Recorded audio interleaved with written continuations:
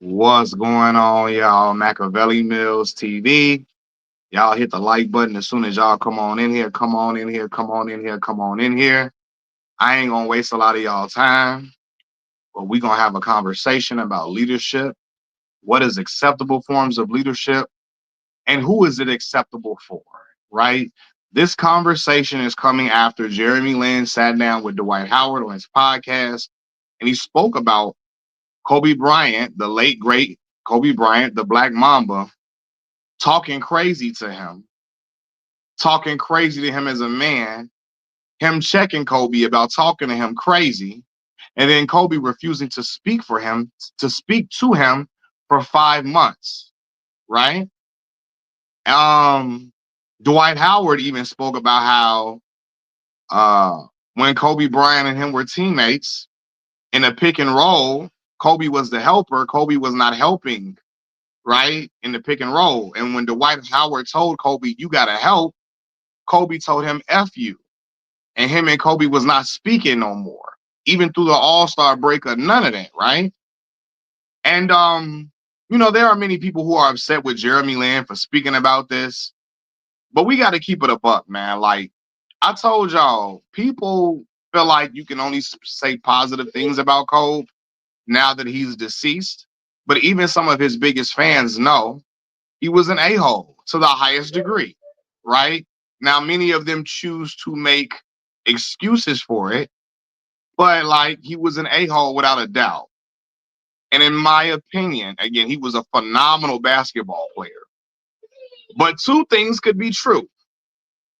And I don't think being an a-hole like that is a great form of leadership at all, you know? But Kiwan, Zeddy, Rap God, what's going on, man? Like, Black Mall, what's the word? So we gonna talk about it, and I'm gonna say like, because it's people that think that type of leadership is okay and it's acceptable, right? They feel like if you get wins and you get results, it's cool.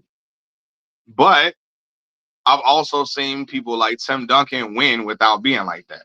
I've seen Irvin Magic Johnson win the same, and Birth Magic and Tim got the same amount of championships as Cole, and it wasn't like that, right?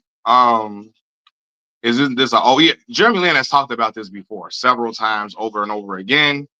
It's just getting brought back up um, because Jeremy Lin went on Dwight Howard's podcast to talk about it. So now it's back within the story is back out there. But Jeremy Lin has always spoke about this. He's always stayed consistent about his relationship with Kobe and how things went while they were teammates and where they went wrong, right?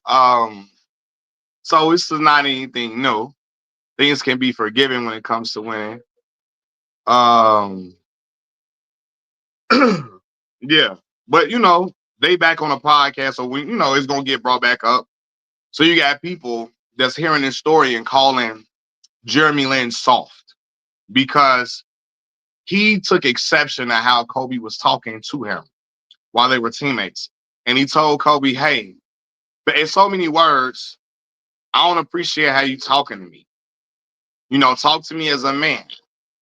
Don't talk to me like I'm a peon or I'm like a Now Pop was the enforcer on the air, of course, right? Tim didn't have to be like that, but people think like again, it's a way to enforce, but also still talk to people like they're men, right?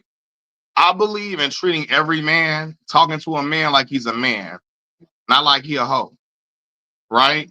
Some men like to hoe other men. You know what I'm saying? Not, I don't think Jeremy Lin was soft, Black Mall, because telling Kobe, watch how you talking to me, that's nothing soft about that. I actually like that. Telling another man, don't talk to me like that. Watch how you talking to me, right? That's not soft at all. It's actually very direct, very confrontational, very upfront, right? That's not going behind management, going behind his back and go talking to the general manager, talking to the coaches, talking to the executives. He told Kobe directly. He hit him up. Kobe didn't have to hit him.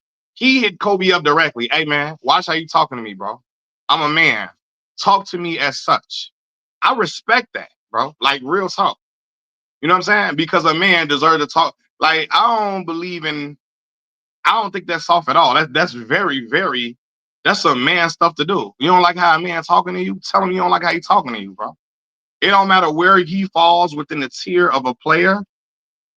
It's different if you critiquing me as a player, right? But when you talking to me like I'm a hoe, yeah, that's man stuff.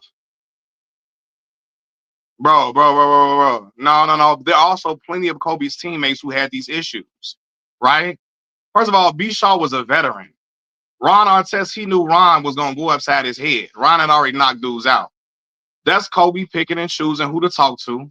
But Jeremy Lin ain't soft, though. There's nothing soft about Jeremy Lin telling that man, watch how you talking to me, fam. That wasn't soft at all. That's gorilla.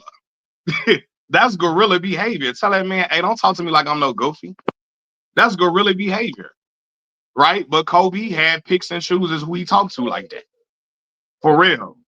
Because he ain't talking to Ron like that because he know Ron will go upside his head. You know what I'm saying? But he wasn't expecting Jeremy Lin to buck at him. And so after that, Kobe refused to talk to him. You know what I'm saying? Kobe refused to talk to this man for 5 months because that man told you to treat him like a man, right? To treat him like a man. That man told you to treat him like a man, and then you don't want to talk to him for 5 months. What is that?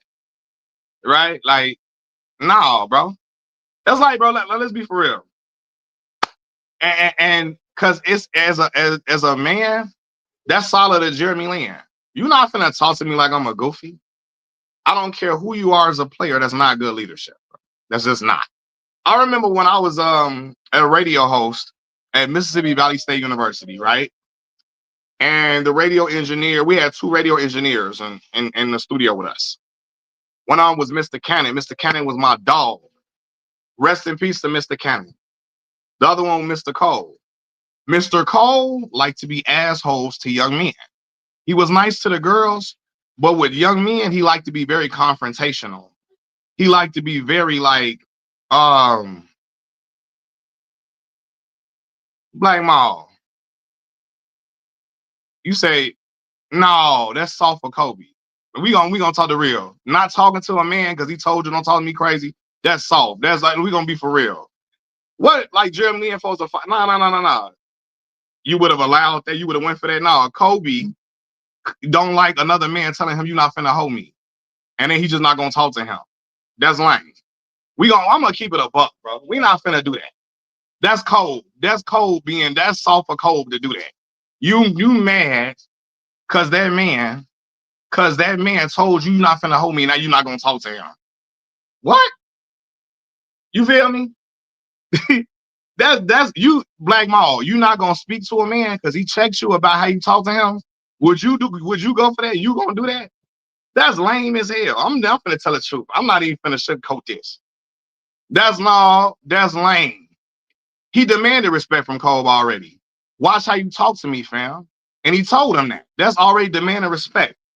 Right? You don't talk to me? Watch how you talk to me, bro. He demanded his respect right then. I'm not finna know. If Kobe say for me, it's F you too, bro. I'm not like F you too. You ain't gotta talk.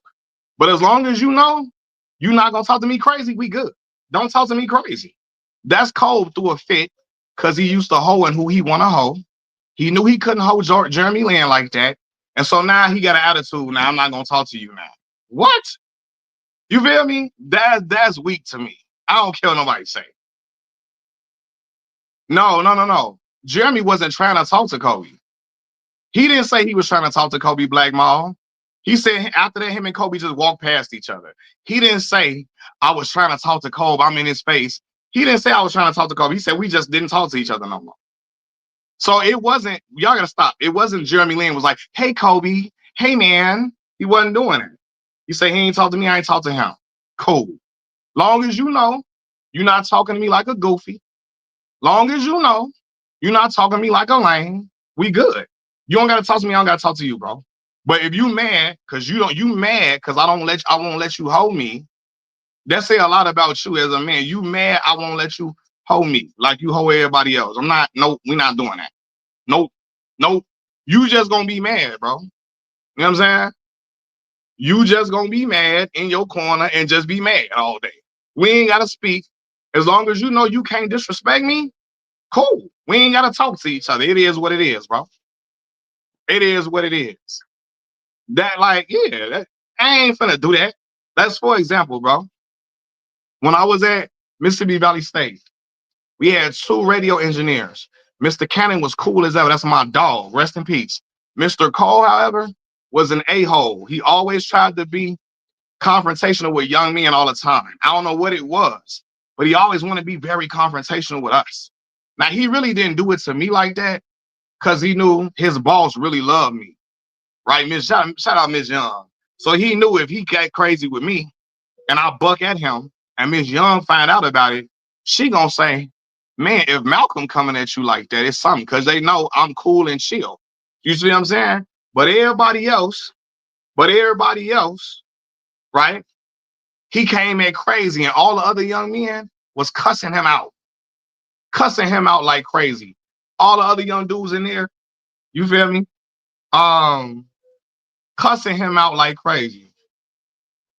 Hold on, Black Mall, what confrontation did he avoid?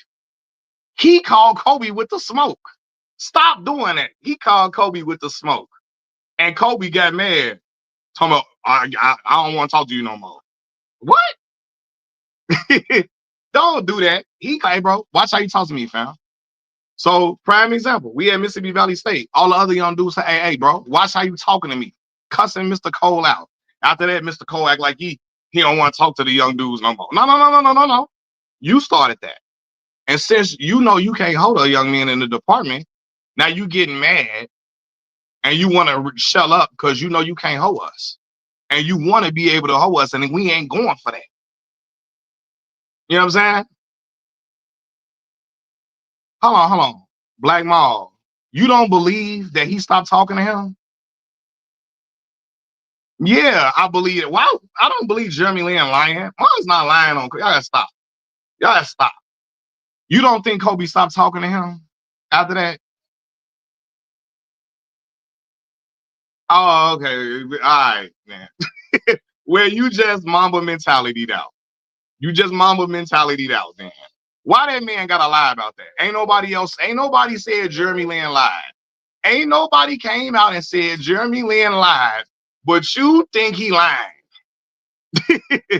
You think he lying. Ain't nobody else on that team said Jeremy Lin was lying, but you think he lying because Mamba mentality ain't going for that.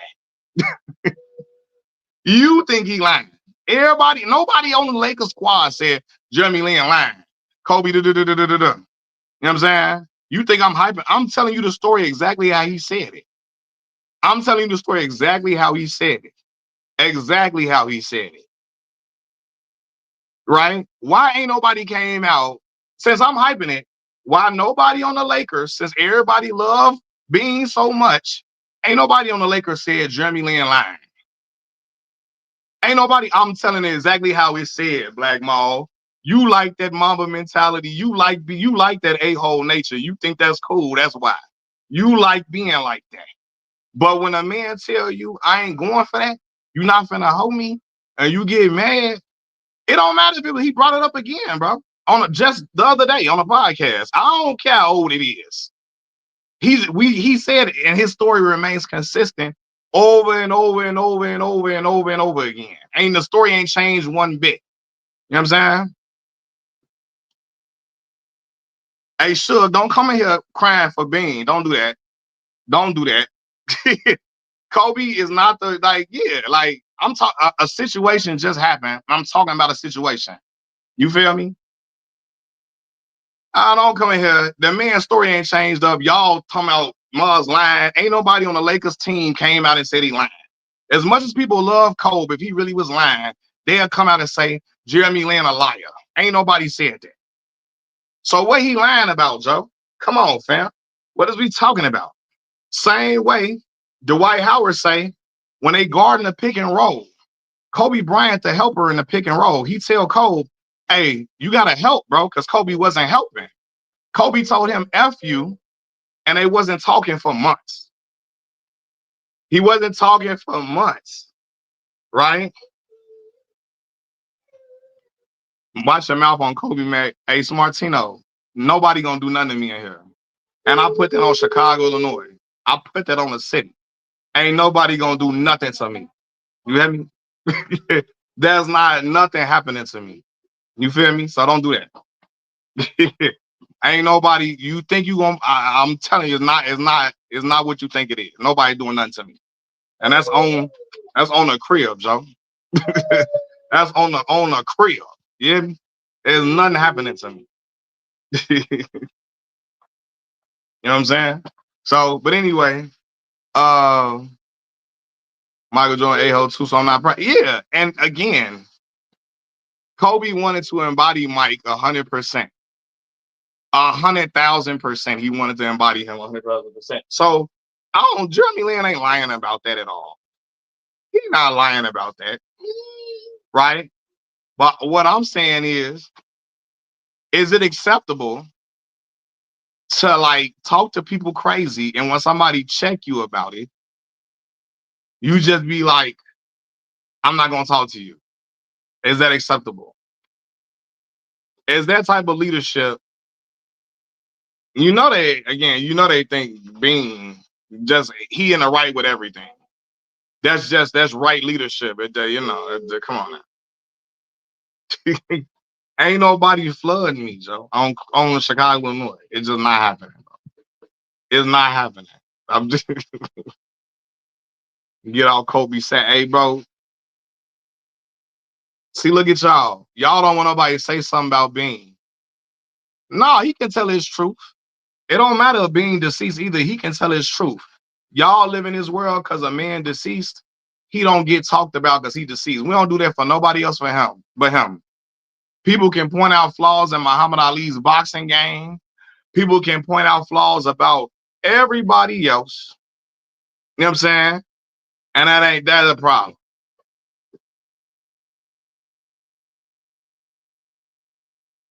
You know what I'm saying? You feel me? Yeah. And look, and Jeremy Lin wasn't going for that. He wasn't going for Kobe temperament, and Kobe got mad about it. You know what I'm saying? And Kobe got mad about it, Joe. And again, the type of man my father raised me to be, ain't nobody talking to me. I don't care who you is. I don't care who you is, where you come from. You're not talking to me like I'm a lame. You're not trying to hold me. I'm finna tell you it's not that type of time.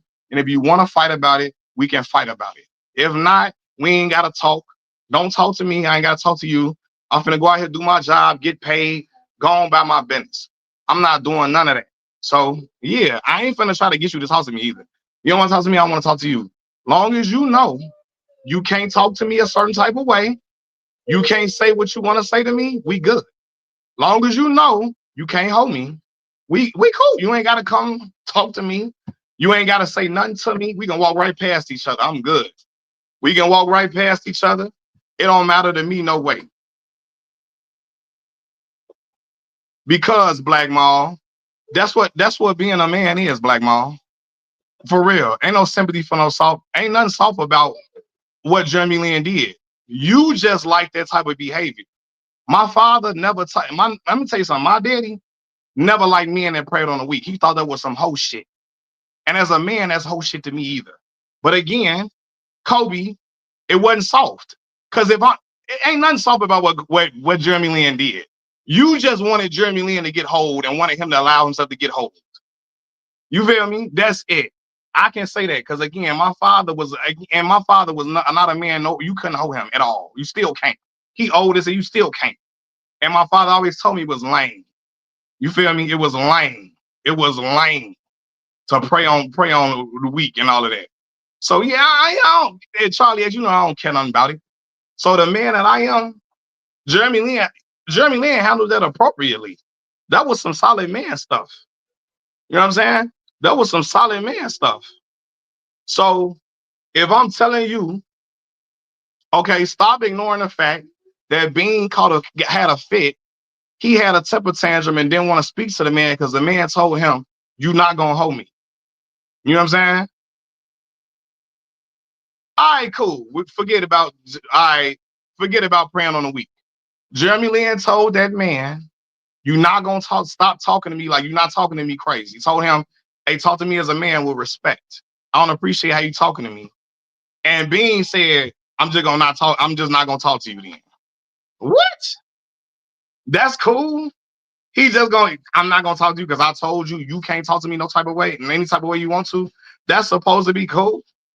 Like, man, get up out of here, bro. It's not, y'all never gonna let me think that's cool at all. Y'all just think he can do not like everything he did was acceptable. I don't admire being no asshole. I don't think that's cool. You feel me? Y'all think that is Jeremy stood up for his manhood. Y'all think that's why y'all like 50 Cent so much. Y'all think being an asshole is admirable. It's not. It's clowned out. It's lame. It's corny.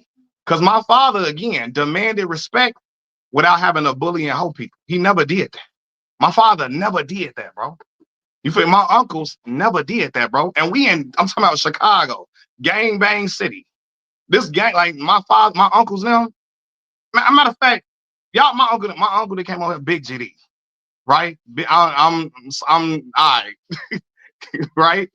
And I never seen I got uncles that's fold, that's a four corner hustler, uncle that's GD. None of they never did that to people. They never tried to bully people. They never tried to they were solid stand-up dudes. It was just when you cross them, that's when it goes to that another level. You ain't gotta be an a-hole to be a real man. That ain't no admirable trait for real. That's corny. There's nothing about that is solid or admirable. You ain't gotta be an asshole to be a man. And I think that's what people think being a man is it's not that. It's not that. And that's why people be out here. That's why all the stuff that be happening in the street be happening. Because people think being an a-hole is being a man. That's why they love Curtis 50 Cent Jackson so much. You know what I'm saying? Because they think that's is manhood. It's not. It's not. And that's why we have so much confusion in our community because people think that's solid. You feel me? Because people think being a-holes is solid. You ain't got to be like that, bro. You don't got to do that. For real. And again, my uncle was Big GD. My uncle, my other uncle, Big 4CH. And they'll come on here on this very platform and tell you they never preyed on people. Never. They never was treating people like lames and goofies until you disrespected them. Because a man is a man, regardless, right? People are just so enamored with the legend of Kobe. They're so enamored with Black Mamba and the mythos of him as a person that they allow him to do whatever and say whatever and say it's okay to be like that. Tough love. That's Kobe, not nobody fault. I ain't showing nobody no tough love, Lorraine. Tough love. You ain't my daddy, boy. I don't need no tough love from nobody but my father. For real. And my grandparents, so that's it. I don't need no tough love from nobody that ain't, you know what I'm saying? Suge, what you want at a high level? I want fatherhood at a high level. I won that. And I won surviving Chicago, Illinois at a high level. What you want at a high level? You feel me? What you want? I won being raised on the south side of Chicago at a high level. And I won fatherhood at a high level. What you want? All right then. All right then. I know. Right. So be cool. Be cool, Joe. You hear me? So, all right then. And that's why, all that being extra so nothing. I want a lot. That's what you talking about. You ain't won nothing, sure. You on here just like me talking. You on YouTube. Get out of here. Don't do that. Talking about what I was so nothing. You ain't won nothing. What you talking about? And we seen other styles of leadership that didn't have to be like that and they won too. You feel me? So what are we talking about, Joe?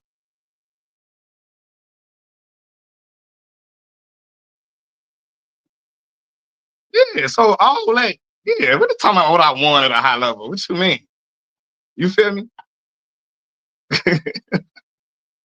That's what I want. And guess what? And I was not getting hold in my city, and I was a stand-up brother. Yeah, and I was a stand-up brother. I was a stand-up brother everywhere I went. And everybody in Chicago, Illinois that been around me can say that. And they could tell you I never tried to pull people card unless they try to pull mine. So yeah. And yeah, and Jeremy Lin defended himself in that situation. Called that man. Nah, bro, you love Suge, you love Bean and think he can do no wrong. I'm not a dude that make a pro. If LeBron did that, I'd say LeBron on some lame shit too. Same way I said when he tried to monetize that shoe and tried to do that whole thing with Martin Luther King and the Ray Motel, that was corny as hell. And I said it then, right? The same way I could say Rich Paul was lame as hell for getting in that interview talking about Austin Reeves can get traded. I said that was corny and lame as hell. And he just stopped, right? So I just don't let Bean, I just don't let Bean let Kobe rest. No, I'm not. Because y'all don't say the same thing for Muhammad. For anybody else, Kobe the only one y'all want to let rest. No, he not above reproach because he's deceased. I don't live in that world. When a person is deceased, they can't get talked about. People talk about Martin Luther King Jr. all day and trash him, and we think we supposed to draw the line at Bean. Cut it out, bro. We not finna do that. People call Martin Luther King all type of Uncle Toms and corny and sellouts, and we supposed to draw the line at Bean. What? If y'all don't get up out of here with that, bro, I don't believe in that, bro. You know what I'm saying? You feel me? I ain't, but people was saying it when he was alive. Y'all got to stop doing that too. People, Jeremy Lin said this story when Kobe was alive and well. Same way Smush Parker told his story when Kobe was alive and well. Y'all have got to stop. Like, no, y'all got to stop. Because this is just crazy. People were calling Dr. Martin Luther King all type of bug dancers and all that. And then we supposed to draw the line at Kobe, at Bean, Kobe Bryant. I'm like, what? You feel me? Yeah. So, like, ain't nobody, like, what are we talking about, bro? Like, since he's deceased, people act like you ain't supposed to say nothing. People, Jeremy Lin told his story when Bean was alive, and Smush Parker told the story when Bean was alive too. Y'all just happen to live in a world where y'all think nobody, like, again, I hate when people say that nobody, because Matt Barnes is the leader in that. Nobody was saying this when he was alive. Yes, they was. Yes, they was. You feel me? So, yes, they was, bro. We not finna do that. You know what I'm saying? That ain't cool. That's not okay. Sound like you guzzle white. No, you must be on the wrong channel, bro. You on the wrong channel. You on the wrong channel. Talking like I don't guzzle no white man at all, at all. And Bean got a non-black wife, so what's we talking about? Uh, he's old guzzle white. Whatever. But come on, bro. We not finna do that. You know what I'm saying?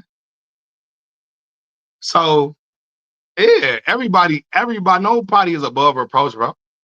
Anybody, like, you know what I'm saying? And again, and I it's been time where people be like, if the criticism is fair, because if you say Kobe Bryant is a trash player, that's lame, and no, he what? He not. But that man just said, hey, look, um, he said, hey, look,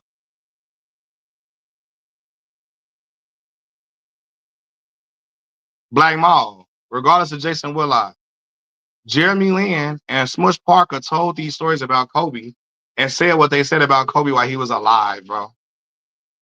So that don't change. They said that while he was alive.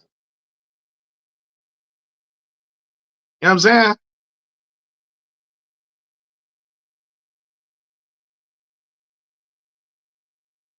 What boulders in mind? What boulders in mind, Brilliance wins? Brilliance wins. You said point the spec and people like, what boulders in mind? You said I'm a white person guzzler. Where are the boulders at? So what I want you to tell me, because you saying I'm throwing stones when I live in a glass house. That's what you trying to say, right? That's what you trying to say. So I want you to point out the flaw in me and what I'm saying. So if you say I'm a white person guzzler, what proof do you have of that? Because again, you not new to this. If you watch my channel, You know I'm the farthest thing away from that. You know what I'm saying?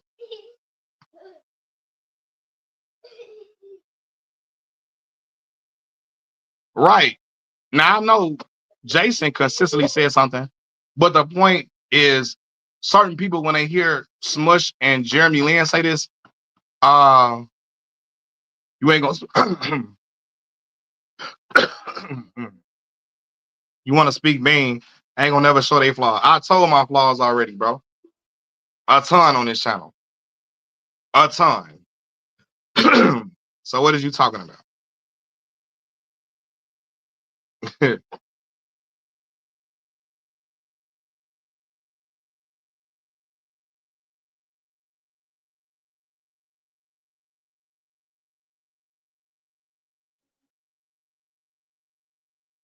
Now I actually don't have a problem with Kobe running through Paul's chest in the Olympics. That's fine. They went against each other. They teammates. They competing. I have no problem with that at all. That's perfectly fine. I ain't got no problem with Cole. That's just being a great competitor. It's being a great competitor, right? My issue with him with that is when a man tell you, "Hey, bro," you know what I'm saying? Don't talk to me. Don't talk to me crazy. I'm gonna drop the link in a minute. When a man tell you, "Don't talk to me crazy," and you say, "I'm just not gonna talk to you no more," that's crazy to me.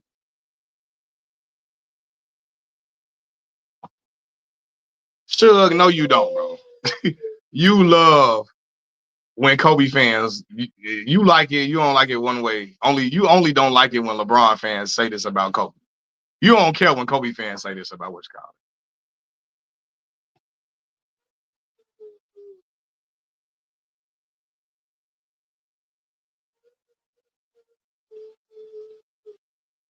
I mean, I'm making a Kobe video because a popular topic. He was just on a the topic came up on a podcast the other day. You said just this table to see a black man attack another black man to deceased over trivia. Bro, as much as I defend black men on my channel and black people, I don't care if you feel like it's distasteful. As much as I've defended black people on this channel, come on, bro. We not even. I'm not even finna be worried about that. What's going on, buddy? Hold on. You want another one? Hold on, y'all.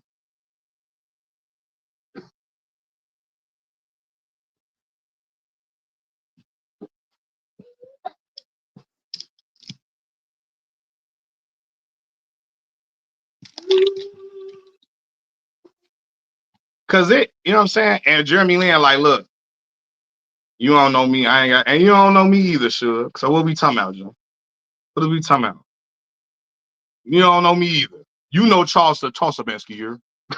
got a good show there for you guys, man. That damn LeBron James. That's your boy. So yeah, so what we talking about, bro? Bill, Larry Bird, anyone like that? Brilliant, shut up, bro.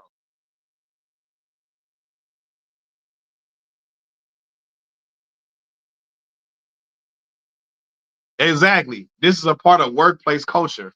There's being firm and there's being disrespectful. Unfortunately, people don't get it exactly. And you can be firm without being disrespectful. You know what I'm saying? Like you ain't gonna talk to me less of a man. And when I address it, now you just don't want to talk to me. That's cool. As long as you know you can't talk to me crazy, we ain't gotta talk. Whatever. Long as you know you're not gonna be talking to me crazy, I talk to other people, we good.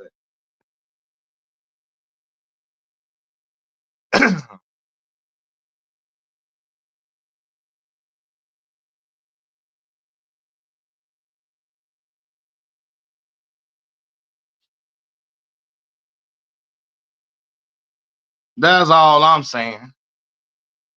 You feel me?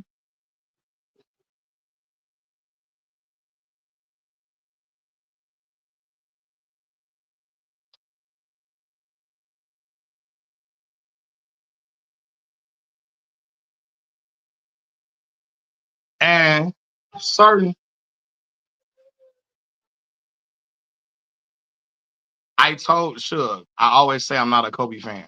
You ain't never heard me say you always say, so what we talking about? What is we talking about? What's the word? Mac, what it do? You sound a little low. Hold on. Hold on. Let me Can see. you hear me? It's a little low. Click Hold out and try to on. come back in here real quick. All right. All right, let me see. It's a little low.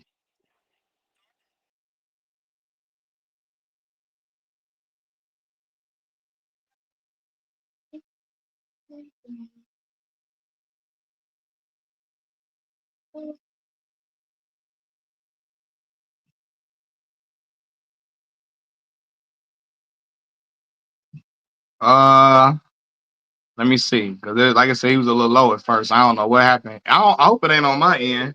I don't think so, but we gonna see. It might not be. Let's see. Hello? Yo, yo. It's still low. What the hell? Go ahead, talk though. I'm gonna try my best to just listen real closely. Can you hear Hello. me? You hear me? Is it better now? Yeah, I can hear you. It's, Can you it's hear still me? low, but just you go Yeah, I can ahead hear though. you. Can you hear me?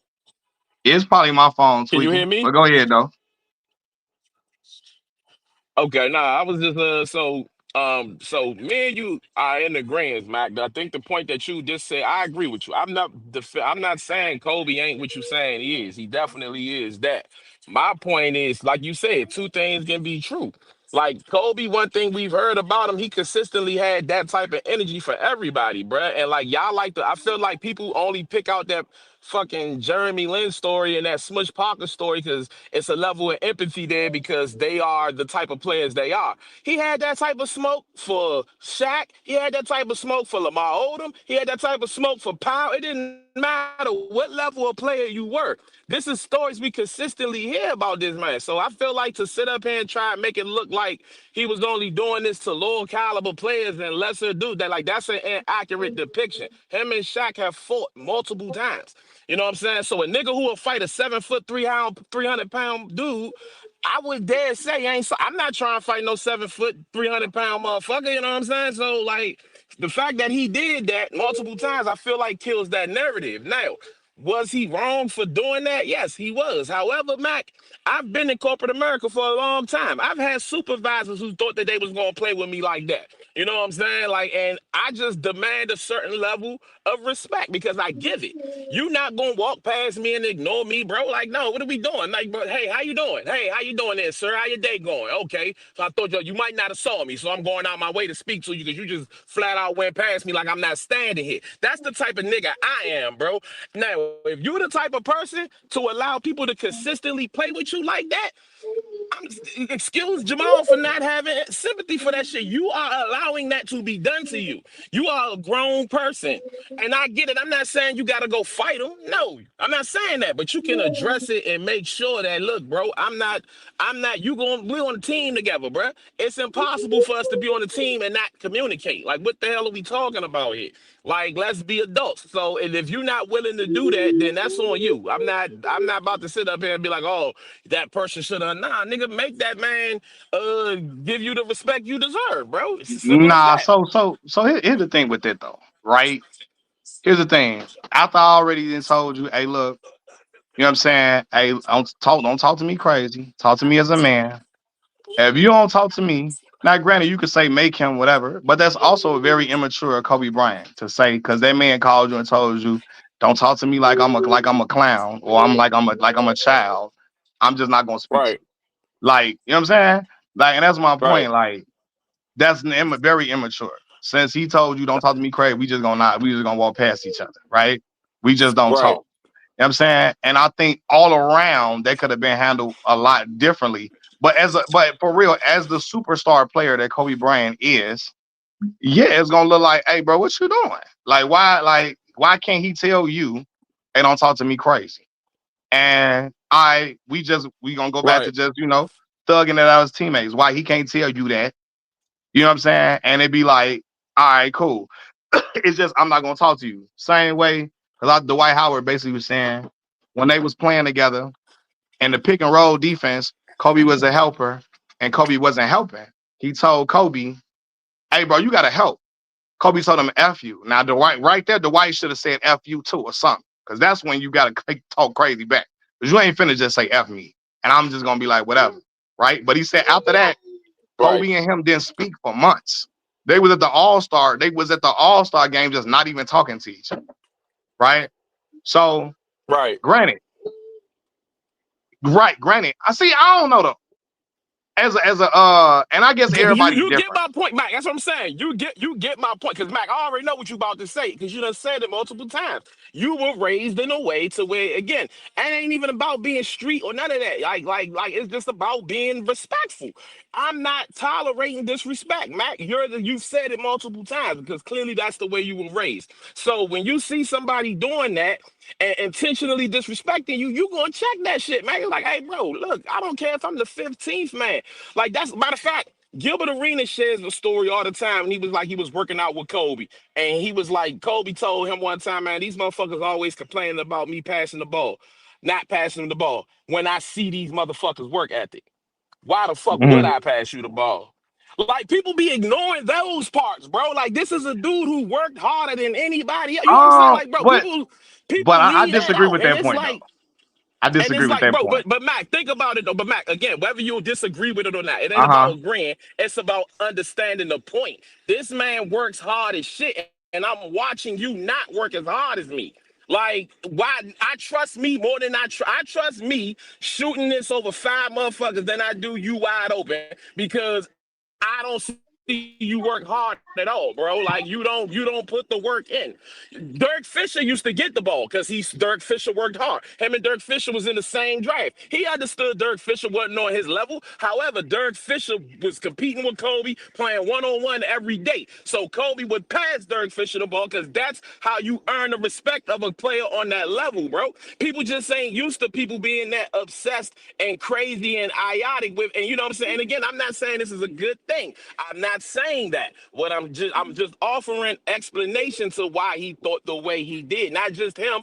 MJ was the same way. Steve Kerr had to literally punch MJ in his goddamn chest for him to stop playing with him, bro. And from that point on forward, they was good, because that's what they're trying to see. Where are you, bro? Because I know what Detroit gonna do. I know Rick Mahone gonna go upside your damn head as soon as you go to the paint. So I need, if you can't take it from me, best of luck taking it from them in the game 7 and the playoffs when we get there. Now, is that right or wrong? That's for us to go, you know what I'm saying, to decide. I'm not, again, but that's just how they thought, is what I'm saying, Mac. Like, that's their mindset. They're thinking, look, the people we about to try to play don't care. They gonna try to hurt your feelings. They gonna make fun of your deceased mother. We done heard some of the stuff we done heard some of these players saying out there on the court to try to get you off your game, bro. So, like, at the end of the day, these are real things that happen. And I just feel like Kobe and Mike, were they extreme? Of course. But they felt like it was a necessary evil to be what we look at them now as, the two greatest shooting guards that ever played a damn game. You know But what I'm saying? but see, that's the thing though, right? But was it absolutely 100% necessary? Right? That's the thing. Right now, again, they won, but at the same time, did you have to call what you call it?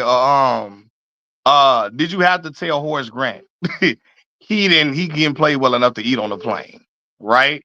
Now, granted, Horace should have went upside Mike's head as soon as that plane landed. As soon as that plane landed, right? Exactly. Did you have to say, um, um, did you have to call people a bitch when you talking to them, right? Nah, you didn't. And so that's the thing, though. You don't have to do. And the reason why I say that, because I've seen examples of people that won without doing that, right? Yeah, for sure. There, there are different, You there know are who else was different like forms. that though? You know who else was like that, Mac? And don't get the criticism, but Kareem Abdul-Jabbar was not the nicest No, teammate, he bro. wasn't at all, at Like all, at all, bro. at And that's all. and look what Kareem, and Kareem got just as many accolades as Mike. So again, I'm not trying to, but again, it seemed like to be that. It's a certain level, because again, you're right. There's other people who have won not being there, but how many of them got 5, 6 MVPs, all them scoring title, like all the accolades them two have? Like, how many of them have that? You know what I'm saying? And then, Right. and same thing with Tom Brady and football. If you listen to Tom Brady, everybody don't. Hello, can you hear me? Yo, I think he cut out. Yo, he cut out. I don't even know. Yo, Hello? I hear you. Hello? Am Yup, I yup, here? yup. Am I still there?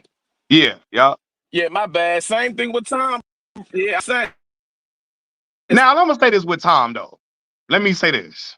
Can you hear me? Can you hear me? Damn, I think the signal messing up.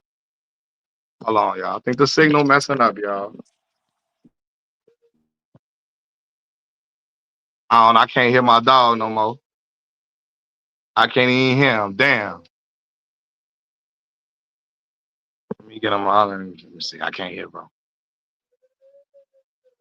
I don't know what happened. Yo, Hey yo, you hear me? yo, I hear you. Yo, my phone tripping. I can't even hear Listen, y'all that when well. I've been Yo, watching for a minute, you can hear me better. I hear you. All right, just hey man, I've been watching channel for a minute. I've been seeing your conversations on Kobe. I can agree to some of you lead to bro. I ain't You gonna go, lie. When it do, can you hear me? I hear you. Okay. When it do come to Kobe and like MJ, my requisite, I feel for somebody they kind of needed this weird tough love situation. Some people do need to be led and like put somebody like get your shit together and that kind of stuff. Can you hear? You I'd going rather in and out, bro? actually You going in and out, bro? Can y'all hear him? Maybe it's my phone. I don't know. can you hear me better? I hear you. Yo, Matt, can you hear me? I hear you. All right, cool. Um, what did you hear? What's the last part you heard? You said something about people needing certain type of tough love. I think that's what you said. Yeah, because I'll keep it a being with you. Why is it that we'll call Kobe an ass for getting in somebody's ass as opposed to someone like a KD who will passively aggressively, and even LeBron to an extent, passively aggressively talk about you either via the media or in KD's case, behind closed doors, talking ill on his own teammates. Like, I don't get it. Like, I get it isn't conducive sometimes to team morale, because I mean, you got a bunch of players now coming out like saying Kobe was this. Mike's a clear asshole. I know that. But I'm Hmm. gonna be honest. I'd rather fight with Mike than go out there and I got to worry about LeBron talking about, oh well, we just need better space. We need better space. It's like, damn, motherfucker, am I not on the team? Mm-hmm. Can you I hear just want me? to know. Yeah, I can hear you. I just want to know, like, how do you see that? So, okay, passive aggressiveness is not cool, right? Now, granted, when people say LeBron say we need better spacing, that means we need better shooters or whatever. For me personally, like again, passive aggressiveness is not cool. But I don't playing with a man that try to call me a bitch. I ain't. We gonna have to fight, right? And I Uh, don't know if I get the better of you in that fight. Shit, am I gonna be off the team? I don't know. You know what I'm saying? If I get what happened to whoop you or whatever, I don't know. But I know I don't. I wouldn't like playing with a man that feel like he gotta hold me to be a leader, right? Now, granted, um, if I check it and it's done with, I whatever. But I wouldn't like playing with a dude that consistently try to hold me all the time, right? Now, granted, being passive aggressive is not cool either. But Mike was calling people bitchs and stuff like that. That is just wild to me. you ain't lying. You are never lying. I agree with you because Yeah. nowadays it's back then we didn't used to hear these conversations or like in the media about how these players felt about certain individuals. But now since we had the advent of social media, you can hear players like speak on this. Like, oh, Hmm. like with the whole thing, with the whole KD thing, it's like that's my problem. They ain't just passive aggressive. That's hope, in my opinion. Like you Oh yeah, trying to air yeah. me Not out. having a burner account and all of that. That's crazy. Yeah. Like at least I'd rather respect Kobe calling me out my name because I'll have the opportunity to stand on that ground than you getting behind closed doors on your phone and pillow talking with fans and whoever. Because then I'm gonna have to really see you. Because like, what was all that about? Yeah. You calling dudes retarded. Nah, that's crazy. Yeah, You that talking is. ill about. And my whole problem with KD is that he has no room or space. You could say anything you want about Mike or Kobe, Magic, Bird. They all terrible people. But Hmm. the one thing you'll never hear them say is, "Oh, I didn't know bro didn't like me like that. I didn't know," because he talking ill about Westbrook. He talking ill about Steph. And my problem is that he needed Steph. Without Steph, we're not talking about KD in the same conversation right now. I mean, I agree. He needs to go to state to get his legacy solidified. Yeah. Because after he left, let me ask you, because they did the same thing to Kobe. Like, oh, Kobe, you weren't anything without Shaq. Kobe went and got 2 more rings. That whole conversation ended right there. It Yeah. was really I Shaq mean, that that needed point you. is solid. Yeah. Yeah, but KD, you go to Brooklyn, then you go to Phoenix, then you go to Houston. I'm missing a team. I'm pretty sure he's been with another team outside of Houston and I Phoenix mean, and Brooklyn. Brooklyn. Brooklyn. Yeah, Brooklyn, Phoenix, and Houston. And it's like, yeah, Slim Reaper, all this, whatever, but it conduces to nothing. But you'll put him over a player like Giannis. Doesn't do so much talking. It's generally a good, decent dude out on the media side from what we can see, and plays essentially the game in a fashion that still feels authentic. I'm not saying KD isn't authentic, but you playing both sides of the floor. I got to see that. Hmm. I don't see you lagging off. That's just my thing. Like, don't get me wrong. I still hold Kobe top 5. I'm not delusional like a bunch of other people You that say say you like, hold what yeah, now? I hold Kobe top 5 Oh, personally. okay. Yeah. And really the real conversation, and I said this to a whole bunch of people, it is literally between Mike and LBJ. It's either them two. You can flip whoever you think. Personally, I still think Mike is still my goat. But I'm gonna I be got him honest. number one. I got Mike number one. Yeah. If somebody argue me and say, no, LeBron is this and because of this and this, and I'm be honest, I might have to shrug at some of that stuff. Like, they got a point. LeBron has no one is clear. If there was a gap between LeBron and Mike and the rest of the top 5, top 10, top 50, whatever, it is from the earth to the sun. It's that far. Hmm. Dudes ain't even close. So with the rest of that, like the rest of the top 10, you can after two, you can swap whoever you want. You want Kareem over Magic? Cool. You want Magic over Kareem? Cool. I won't even fight nobody if they put Curry at the top 10 in my opinion, or even in the top 5. I won't even fight you on that one. Top five. Top 5. I'm gonna be honest. I'm gonna Top be 10. honest, man. Yeah. I'm gonna be I honest. don't Top know if I five, got because Steph top five. Top I'm 10 putting, though. I gotta put him over Shaq. I gotta put him over Tim Duncan.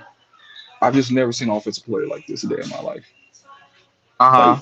when we talk about small guards, if there's the one guy that can prove that the small guard thing isn't completely dead, it's Steph. And he's barely even a small guard. You say Bro, what's that again? I say he's barely even a small guard. But if we had to think of like the GOAT small guards, it's Steph, hands down. Yeah, offensively phenomenal.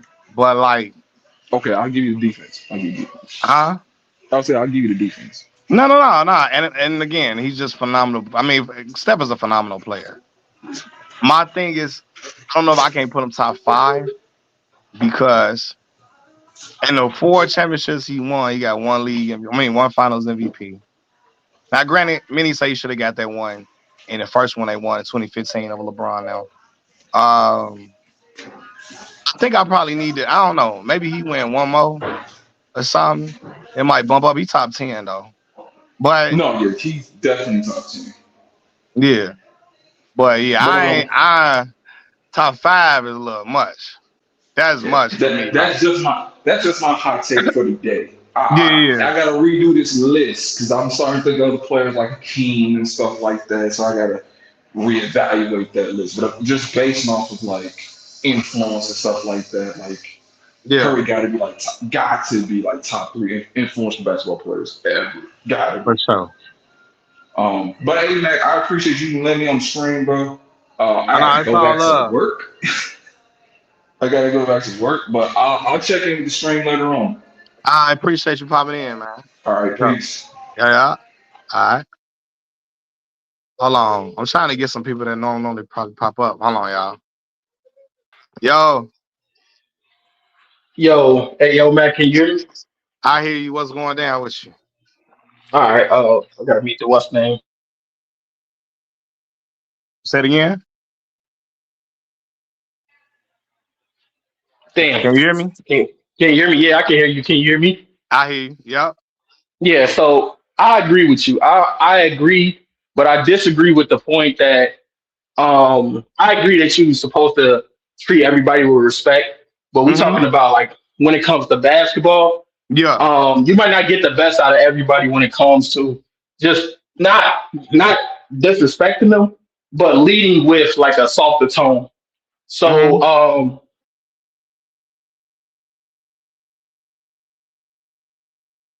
You still there?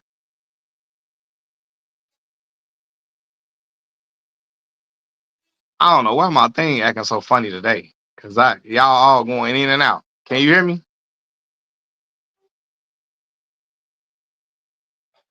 I can't even hear. Y'all can hear him? If y'all can hear him, let me know. Cause I can't even hear him no more. Can y'all hear him? Swan, I can't even hear you, boss.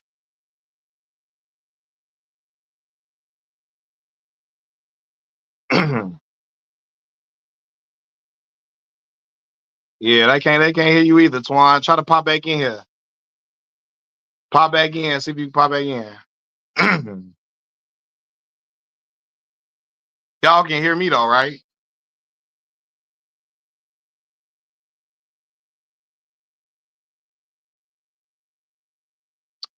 Let me see. Yo, Yo, Mac, am I good? what's going down? Uh, no, just seeing the whole conversation and all that. Man, I don't know why, man. These damn Kobe fans is just rating your YouTube videos and stuff like that. Hold on, what? 1 second, Aaron. Hold on. All right, do you got the what you gonna call it, the volume turned up? Hold on. Yo, I'm back. All right, can am I? I hear what you're saying. Yeah, I was just saying that, man. You might have to chill on talking about Kobe because they rating your comments like crazy, Oh, you know that's how it go. man. You I'm know that's just how it saying. go, man. I just think like, yeah, Mao made some good points when he was up here and stuff like that. But at the end of the day, you can't just treat people like how you want to expect people to just be cool with it. The thing Right. That was about my the, point. the thing about it is, yes, we most of us in here love Kobe. Some of us think he was a trash player. It is what it is. I never thought he was trash. I thought he was an exceptional player.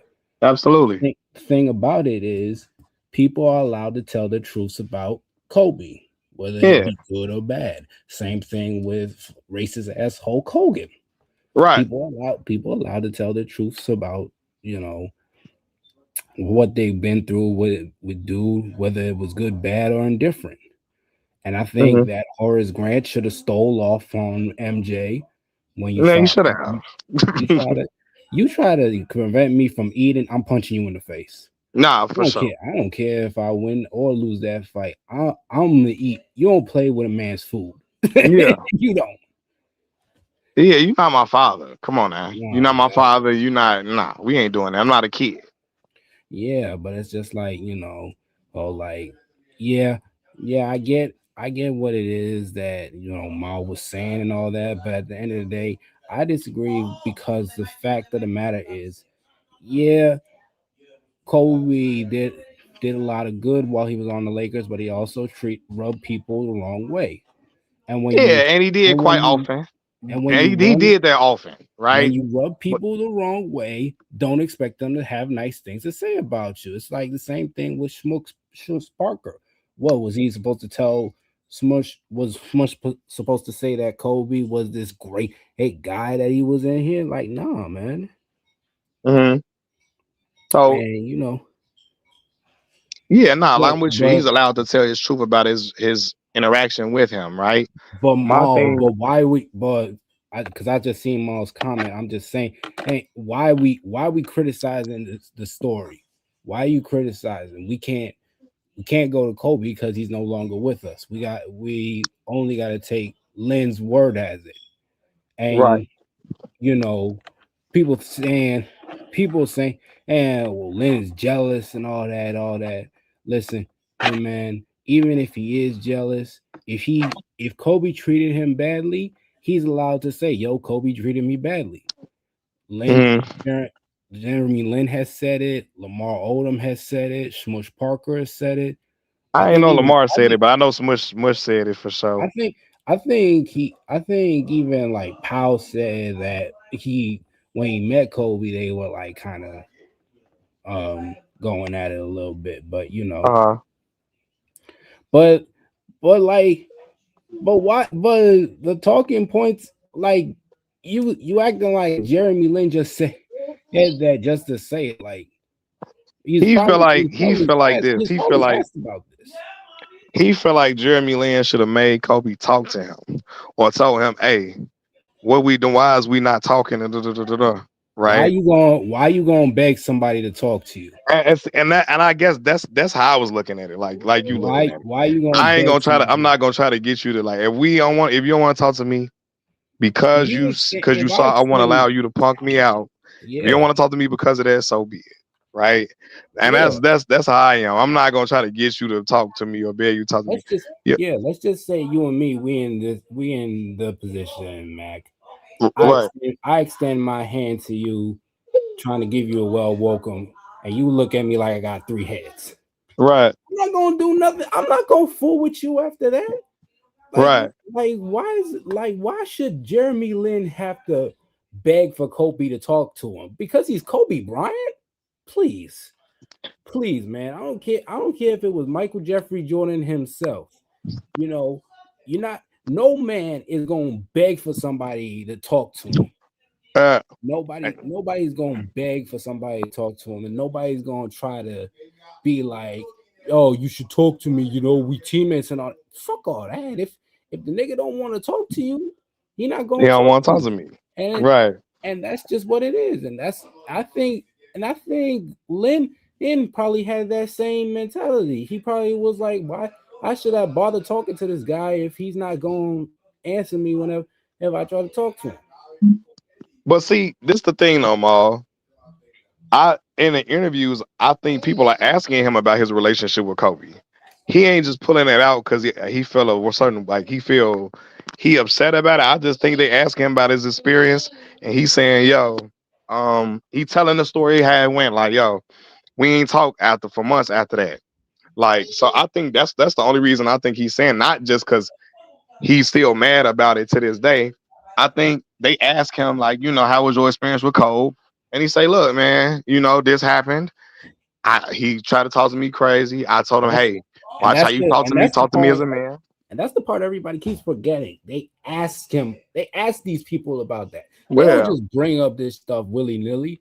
right, You think that Jeremy Lin is spending his free time as a retired basketball player thinking about, man, Kobe, he ain't treat me that well. No, when he's on these shows or these podcasts, they they ask them about that. Like they asked Dwight Howard about, him and Shaq.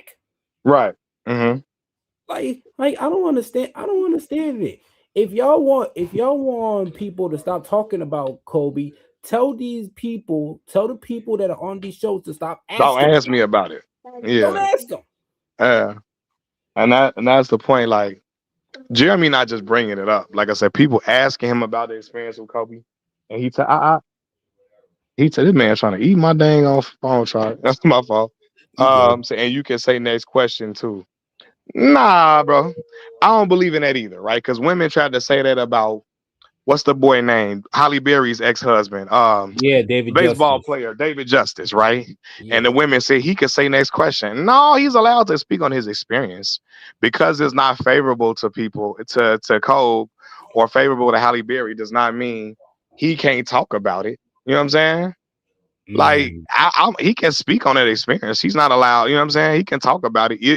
People might not And he like didn't it, but even he say, don't gotta say next question and if they ask him. he didn't really say nothing that bad about Hallie. He just said, just saying she wasn't wife material at that time. Yeah, he like, yo, she at the time, she wasn't the traditional woman that I was looking for. But then he also said he realized that she was not in position to be a traditional wife because she was an actress trying to have a movie career, right? And But the what women part? say he should have just said next question. I'm like, no, he's in bounds to answer. He's If in women bounds to answer what his relationship was like with her. He don't have to say no comment. I don't think that's like cause just because you want him to say no comment or next and question does not mean he has to do that. You know what and I'm yeah, if saying? And my women point can, with women, because just I'm comparing the two situations, of course, Kobe, Jeremy Lin and Kobe compared to David Justice and Halle Berry.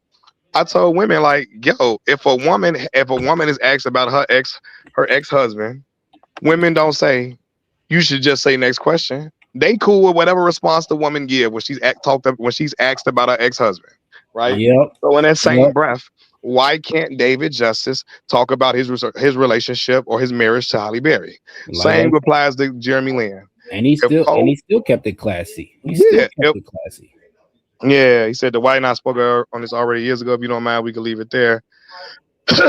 Now, granted, now again, see Jason Weaver and Thea. See, that's different. That ain't Jason Weaver's business that happened to. That was a beef between Thea and Brandy, and that's a beef between two people. I ain't gonna talk about it. That's different, Black Mall. That's somebody else beef. So Jason, shout out to Chicago, Illinois, baby, Jason Weaver. But yeah, I ain't speaking on nobody else beef, right? For the most part. Exactly. If see, that's a different thing. Jeremy He Lin was, is speaking on a situation that was involving him directly in a yeah, situation he was into it with Cole. It wasn't him exactly. talking about Dwight's beef with Kobe or Smush Parker's beef with Kobe. He talking about his own personal story that has him in it. With Thea and Brandy, that was Thea and Brandy getting into it with each other. So Jason, like, look, that wasn't between him and Thea or him and Brandy. So he leave it where it's at and say, Uh, look, I'ma just let it go. You yeah. know? Also, Yeah. did you see the pick Kenya Martin and Lynn like backstage or whatever? You said Kenyon Martin. Oh, I Yeah. did hear about that. I didn't see it, but I heard No, Kenyon Martin and Jeremy Lin I saw it. made amends with each other. Yeah. Hold on one second, Ronzi, man. I appreciate the donation, bro. That's love, brother. Thank you a ton, man.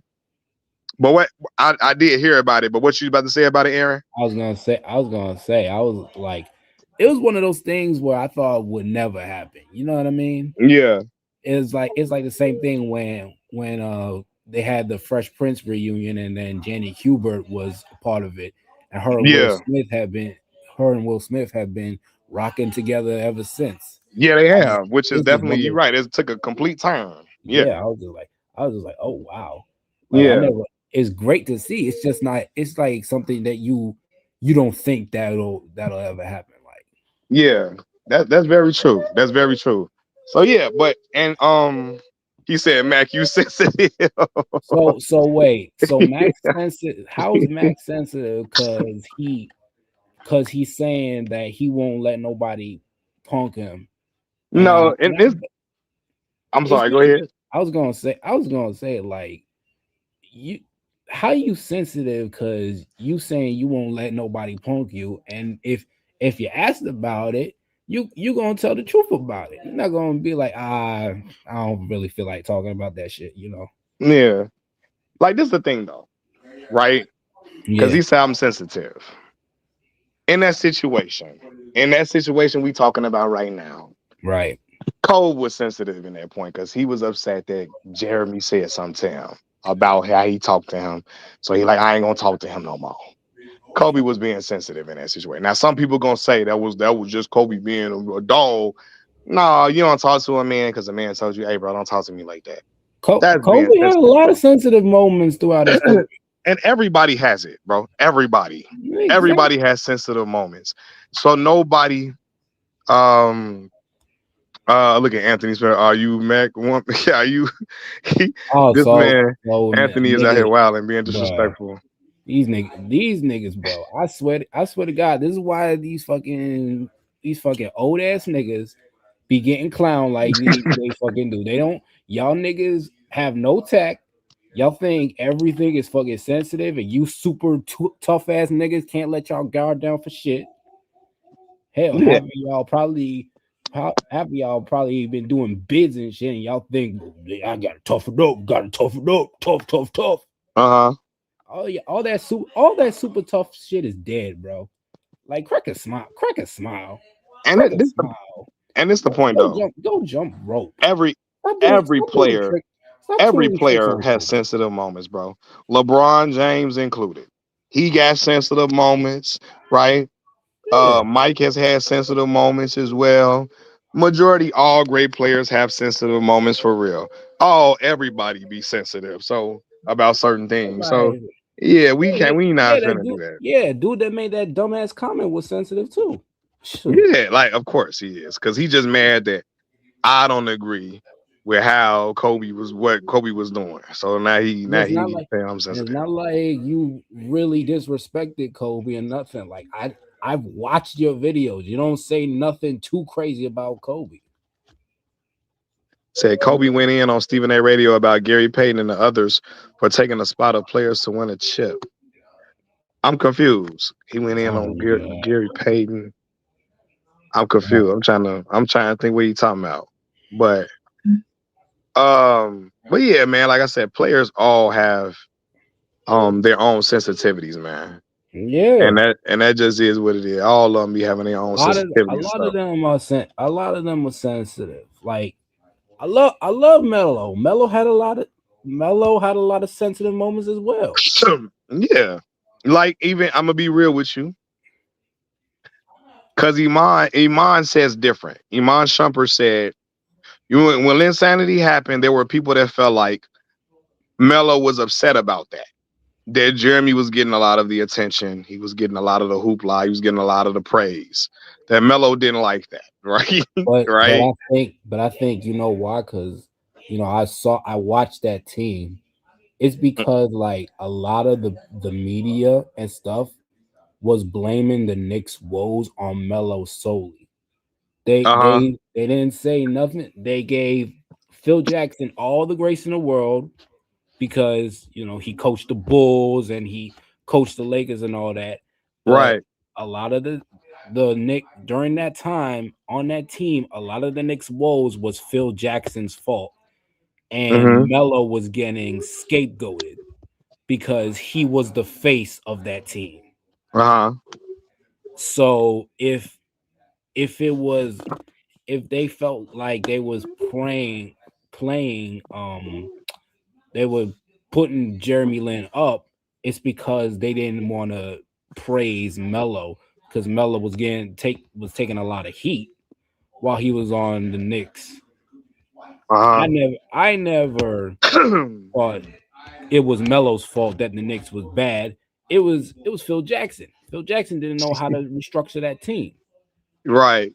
So if Y- so if I was in Melo's position, I'd be mad too. Cause Yeah. how's a dude was it when he just who had just got here? I've been over here for a minute. I'm working my ass off. Now some dude is playing better and he's getting all the praise. I mean, I mean, it's not hard to be upset about it. Yeah, nah, Ronzi, I appreciate the donation, bro. I'm finna drop the link for you. It's Hold not hard. on. But yeah, though, man. So like, cause Iman say Iman Shumpert say Melo wasn't mad. He liked that Jeremy was taking the media attention off of him, but there was a lot of people that felt like he ain't like Jeremy Lin getting all of the shine or whatever. Which a lot of black athletes felt like the Jeremy Lin hoopla was like a lot. You know what I'm saying? But at that point, they didn't never see an Asian player outside of Yao Ming have all Yeah, these little moments. So the media was like excited about that, right? So they was, riding their wave high or whatever. But yeah, that's all Ronzi, I put the link in there too though. Says it's not that being Kobe straight up.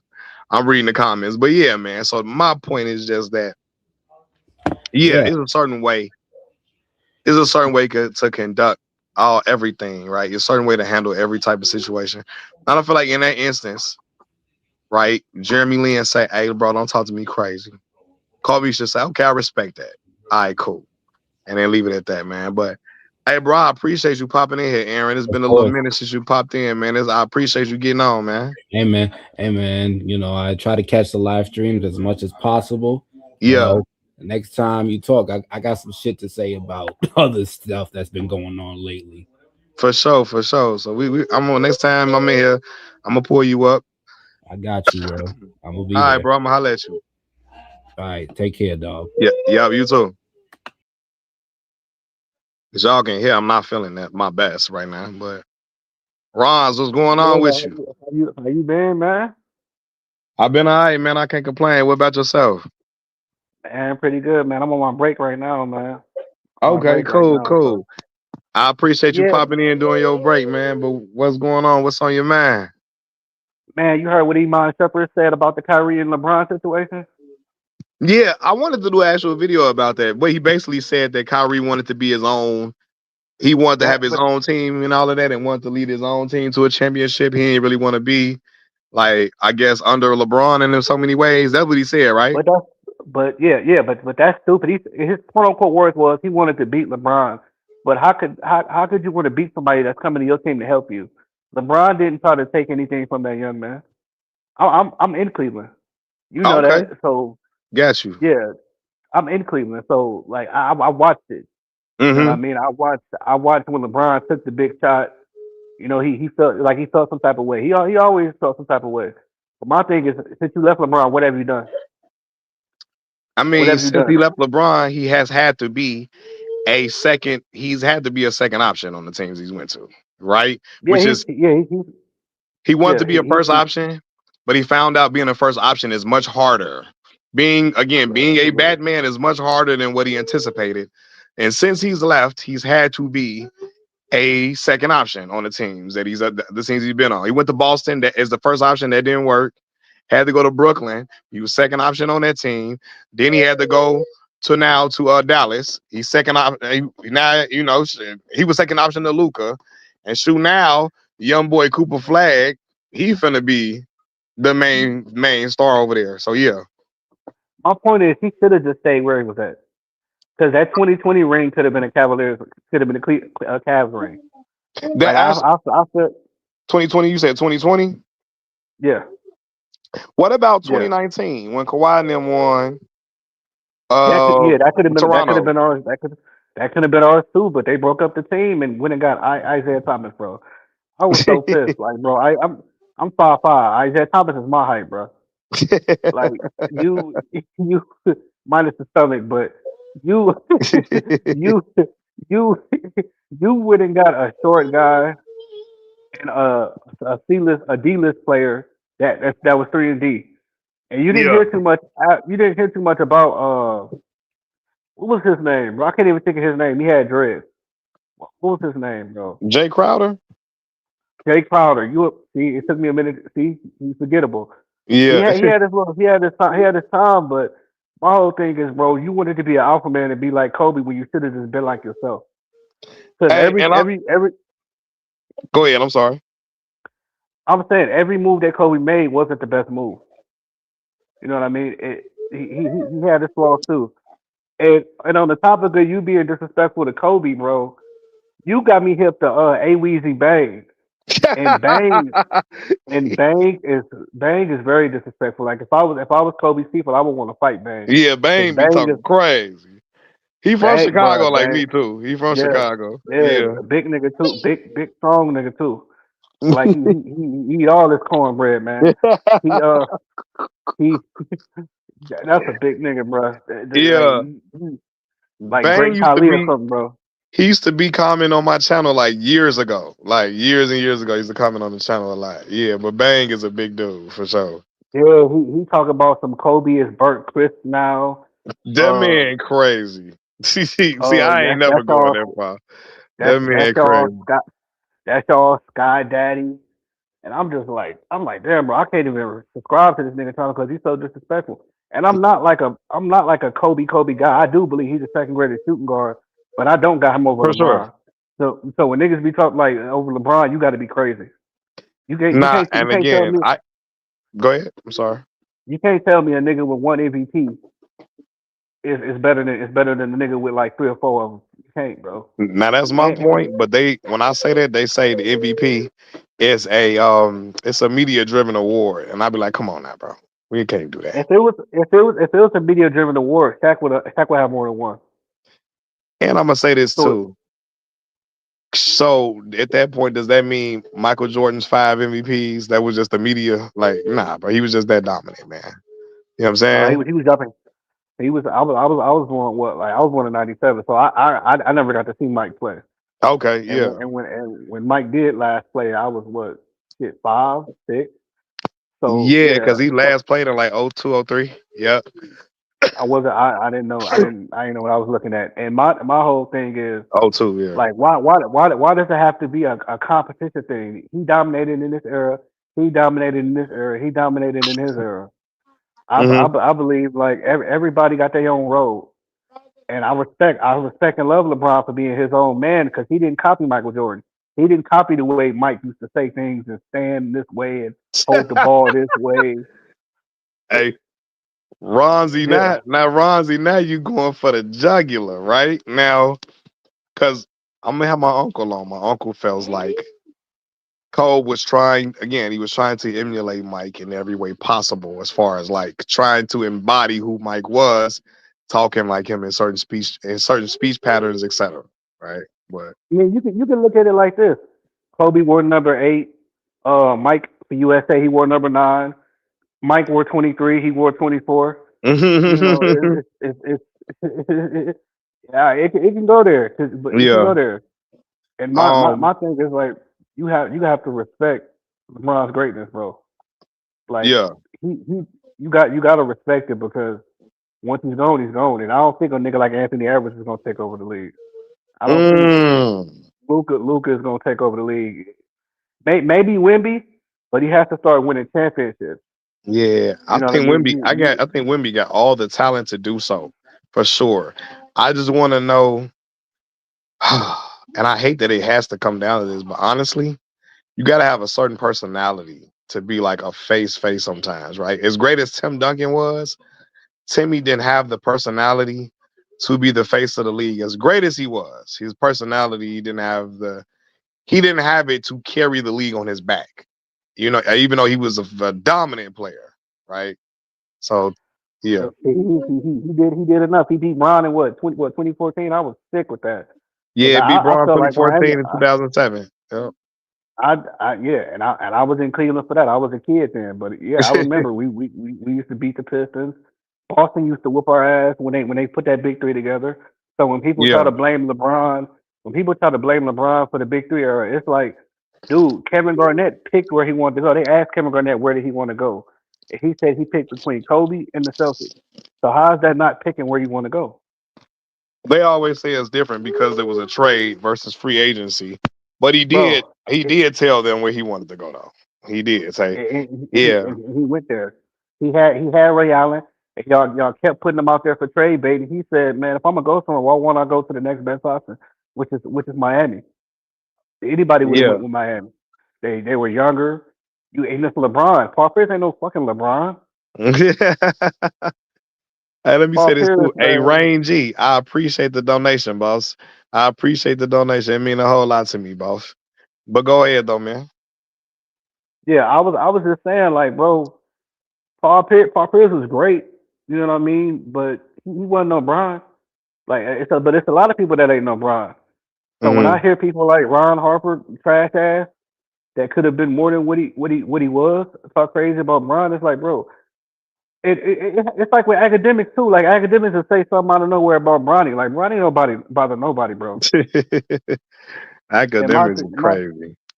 yeah, and my thing is, bro, you come in at Jay Z because you align yourself with Tory Lanez. I think I like Tory Lanez too, and I don't think Tory Lanez did what they said he did, but he's in jail. He could have snitched. I'm not about to sit down for no bird. Like Yeah. my thing is, bro, that street culture shit is crazy. But you got people that push agendas like academics. He don't never say nothing positive about Jay Z. I understand Jay Z is what you said, capitalist and all that, which is true. But you I'll tell you this every time I talk to you. I'm OVO forever, nigga. Like Right. OVO. He's not Drake ain't fucking with Jay Z. And Jigga, I mean, that's my favorite rapper. Even though like I Okay, said, I acknowledge his capitalism all day, but he's he's yeah lyrically yeah. my favorite rapper. He changed after a while, you know. Yeah. But He nigga, said what? that's still my goat. And what I was about to say, So what did it Ron was Harper something say that you crazy was talking about about Bron? recently. Basically, blackmail. Ron Harper You said talking that he don't tell his kids or make his kids. He don't tell his kids what they have to do. Unlike LeBron James, he said, "I'm not LeBron James. I don't tell my kids what they have to do." That's what he was but saying. who's Basically saying like he told but Bronny, he had to play ball or something. who's to say Bron told Bronny that, bro? Like Yeah. you don't see his daughter trying to be a basketball player. Like Yeah. these kids want to do that. Hmm. If I grow up and I see my dad as a rapper, I'm gonna want to be like, damn, bro, I want to spit just like my dad, if not better. Hmm. Just like Ice Cube whack ass son. Like This man throwing like shots at O'Shea Jackson Jr. he cool, you know what I'm saying? That's he cool, but I'm just saying you want to emulate what your father did. Yeah. Just like Kobe wanted to be like Jelly Joe Bean Bryant. Yeah, like, That's and that's true. I think people are we not in Bronny head. People think LeBron like made him try to come to the league, and I think I think Bronny wanted to play ball. He liked playing basketball. It's just perceived that because of people looking at LeBron like, oh, he's a me guy. They thinking, oh, he made Bronny do that, but that boy like playing basketball, and you can tell bro. when he's on the G League roster, he having fun out there. You know what I'm saying? So I think that And boy love playing ball. my thing, Mac, is this, bro. The way that people look at Cayenne Anthony and Elijah Arenas, they was looking at Bronny like that before the heart thing happened. Now So I'm gonna say this though. I'm gonna say this though. Elijah Arenas is at he's different. He's different. a different He's different different. Yeah, level. he's different. Elijah Arenas. He's different. Now with Bronny though, they was looking at Bronny as one of them guys, but Bronny Yeah, that's what I'm wasn't putting saying. up Yeah, he was. the numbers because Bronny went to that prep school. What's that? Damn, what's the Sierra Canyon? Right now, Cayenne was at school, and Cayenne was at a school in New York, and so I think Cayenne was putting up some nice little numbers or whatever. But yeah, but go ahead though. Yeah, but my thing is like, I just don't like the shit that academics do. Like, bro, you going out your way to talk shit about Bron when there was text messages, I mean DMs of Drake talking trash to LeBron about like his team, like the team or whatever. You don't know what these two men then got into it about. So for you to just be so much on Drake to me is crazy. Pause. You Hmm. know what I'm saying? And oh, we do got to set that Ti 50 thing, bro. Uh, 50 not mess 50, 50 not messing with Ti, bro. I was thinking about it today. I'm like, man, Ti 50 Cent gonna bust out AO technology, and 50 Man, and Ti I hated gonna that bust out song, man. I Ti hated that song. and Ti gonna bust out Live Your Life and shut the whole thing down with Rihanna. Yeah, Like that's the joint. it's levels to this, bro. Like in '07, we weren't looking for 50 Cent anymore. It was Little Wayne, Ti, Shawty Low had his little buzz. Gucci Man was dropping his mixtape, but Shout out 50 to Cent LO, wasn't like, man. yeah, yeah. But 50 Cent wasn't like he was dropping his songs, but it fizzled out, bro. fizzled out. Because by Yeah, 2008 and 9, you weren't checking for him. You had the Rick Ross. Rick Ross was dropping Triller. Rick Ross dropped what was deeper than rap. He yeah. dropped Deeper than was rap came out. Yeah. yeah, and and you know what I mean. I do think though. I don't think that Fat Joe beat 50 Cent. Let's start there. You say you don't Like think what? I don't think Fat. Cause see, I was like Fat Joe beat 50 Cent. No, he didn't. Nah, I He, don't think so. he didn't. I think yeah, it just that beef just fizzled out. He did. After what it was. But yeah. He did. Yeah, it fizzled out. But but for everybody to just say like, oh man, 50 Cent to watch him, bro. Like the equivalent of what Get Rich or Die Trying. T.I. has 3 or 4 albums that's just like that. I think like I said, Get Rich or Die Trying was a classic album. I really think Of Tip course. got about 4 classic albums from trap music to King to Urban Legend to Paper Trail. And then some if you I think at least 3 at minimum, 3 classic albums. And 50 got one like I like the Massacre a lot. It's I not a hate the classic to massacre, me bro. though. I like I it, hate but the it ain't no massacre. classic though. It's too long, and he took the best songs off of there and gave them the Give it game. to Game. Yeah, gave the He get he get he gave them the game. Hater to And Love I It. was yeah, hated to love it. West Side Story. How we do. Um, How we do. yeah, Yeah. those are he needed those. It's that Disco Inferno shit. Like that ain't especially the first version. The Disco Inferno, the remix was fire with Bob Deep, but that first version, Oh, hot you talking garbage. They about don't even out of talk about it. control? Out of control. You talking about? Yeah. That shit was trash. Yeah. That Now the first out of control, I did not like that. Set it off on the that left. Yeah, I ain't like that. I like the that you know I got what it takes to make the club go out of control. That was a banger. That was bobbing. I ain't gonna lie. Yeah. Gatman was trash. I did not like. You Um, see, all right, now we on the same level. Gatman and Robin was not for me. Now Big for Mercy. Now that was a dope album. That first G yeah, Unit album was dope. It was for sure. but can I ask you a question? What's better, Beg for Mercy or the Dynasty album? Yeah. Yeah, That's one of the questions. That's one of them yeah. questions that you gotta yeah. And like you can't even get past Ti, but you trying to say you better than Hove. And I was asking you the other day, why won't Hove respond? Jay Z reportedly is dropping the album April 3rd. That's what academics are saying. Why won't And Hov I'm like, respond to 50? yeah, I want him to. I want him to. Cause CJ got this thing where he think he too big to respond to certain people. Like he made, he don't never like he rarely ever since he's gotten to a certain level. He rarely ever has come at dude like when he was like in 2001, 2002, pre marrying Beyonce, Jay Z. Before marrying Beyonce, he was like, uh, Yeah, he was responding on records. After he didn't get yeah. $1 billion and stuff, I think he just then switched up his MO. But Black Maul say Jay is gonna respond on record, unlike 50. I believe. I want to I, see. be- I I believe. want to see. I believe. I believe. That he will because you coming at Tina. All Tina right, don't now do that Tina. yeah, he did come at Tina Tina Knowles. Tina Knowles didn't do nothing to nobody except for Richard Lawson. He shitted on Richard Lawson, bro. Oh, And Richard he got that, Lawson. he got one of the finest daughters in America. Oh, Bianca Lawson. Yeah, Bianca Lawson. Nice, Bianca bro. Lawson. Yeah, Bianca Lawson. Bianca Lawson. Nice. Say Jay still Yeah. sends. Yeah, he does send subs, Black Mall. But we ain't heard Jay say a name in a while since like since them Rockefeller days for real, for real. But I'm hoping Jay jump back into that arena. I hope so. It's good for music.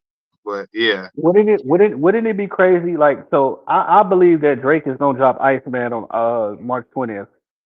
That's gonna Uh-huh. be that's gonna be hard. You know what I mean? Cause it's like, bro, Ho's gonna drop.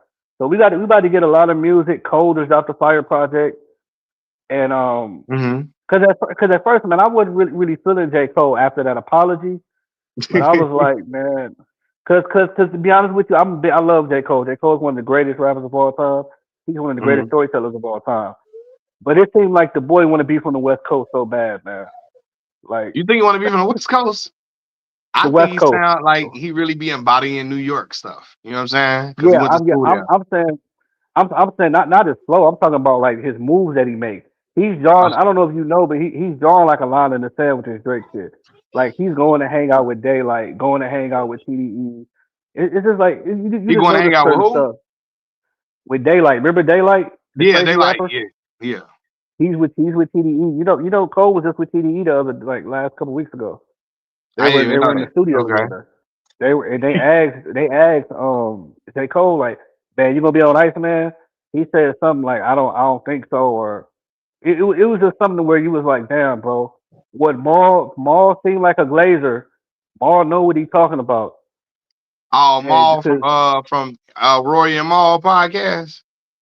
yeah, I would be more on like the Maul side, but they got some New York bias that I see when that was corny because the money got 50 Cent up out of there. Yeah, and I seen Rory and Maul acting like Domani this wasn't all that it wasn't. I'm like, all right, bro, cut it out. Y'all New York City. What my man say on life? You New York cities. You New York City. You New York cities, boy. Um, yeah, Yeah, but nah, yeah. I think that Monty this was fire, and they was out there just they was coping because they New York City, and also I think a lot of brothers see it's hard for people in the industry to admit certain things about 50 and Damani and all 50 and to because they want to have people on their podcast, they want to have people on their podcast and want to have people on their platform, so they can't talk how I would talk because it would ruin But relationships, right? So yeah. but my thing is this, bro. Marston want 50 Cent on the podcast anyway. You're Kareem Biggs' brother. Oh, Like we're I true. Yeah. like I you shouldn't even want to do anything with 50 Cent. That should be like 50 Cent should be like a no brainer off the list. Yeah. Because the way Tony Ayo glazed 50 Cent, like it's crazy. He threw that man in the bushes. He been nut hugging 50 so long. I didn't even know Tony Ayo had kids, bro. It's 2026. It's 2026. I just found out Tony Ayo had kids. I'm like, bro, Yeah, where the baby mama? Where the baby Yayo mama? got Yayo got kids, What? but 50, Where the 50 call that phone. His kids on the other line. He gonna say, "Hey, I'm talking to your grandfather right now, kids. I talk." like I seen I see a lot of Glazer. Like I Mhm. love Kendrick Lamar, but you know I'm OVO. But I've seen people say like my homeboy, he say GNX is a classic. I feel like GNX was a great album that came in a classic moment. I don't think that GNX is a classic album. I don't think it's one. Like, I'm gonna be real with you. Kendrick has had more albums with better substance and better bars, but it was fun. It was a fun album. It was Yeah, great for the moment of hip hop. It was a victory lap for the beef. It spawned some really good fun records that was like Squabble Up. You got Luther yeah, out of it. You got Peekaboo out of it. You know what I'm saying? So yeah, it wasn't his most album with the most substance or lyrically the best at all, but it was fun though. It was fun. yeah. Yeah, good. Like I had exactly. Good Kid, Mad City, damn, and damn them classic albums for sure. I really watched this shit back. My father, he said before the battle happened, I said, Dad, who you like, Kendrick or Drake? Oh, I like Drake. I like Drake. Now like us came on, he, he said he said that's why Drake lost. Drake ain't got no rhythm. You say, Drake ain't got no rhythm. Kendrick got the rhythm, and I like Kendrick. I said, but you yeah, just told me that you like Drake. He said, no, but that's not like us. Play it again. Play it again. Play it again. Play it again. yeah. Play it again. I'm like, oh, And what's bro. crazy is Not Like Us wasn't even on that album, right? And like Which like was which Black was Maul made a point too. Kendrick made that album to show Drake fans he can make bops. He can make some fun. yeah, He can make because that was the knock on Kendrick. He don't make no bangers. He don't make no bops. And then he proceeded to make an album full of really dope songs. Like what's my other joint on that joint? What's the song? I'm starting to see spaceships on Rosecrans. What the name of that damn song is, man? Freak. I forgot the name of the uh, song. Y'all know what song I'm talking about. Uh, yeah. It ain't I like it that definitely joint. it ain't yeah. It Mhm. ain't Squabble Up. And sober up is hard. Yeah, hey now, say now I'm all about my end. But you Big know, face Buddha. Hey, that joint hard. I like that it joint. is. Yeah. It is. It's been a tough couple years for our Drake fans, man.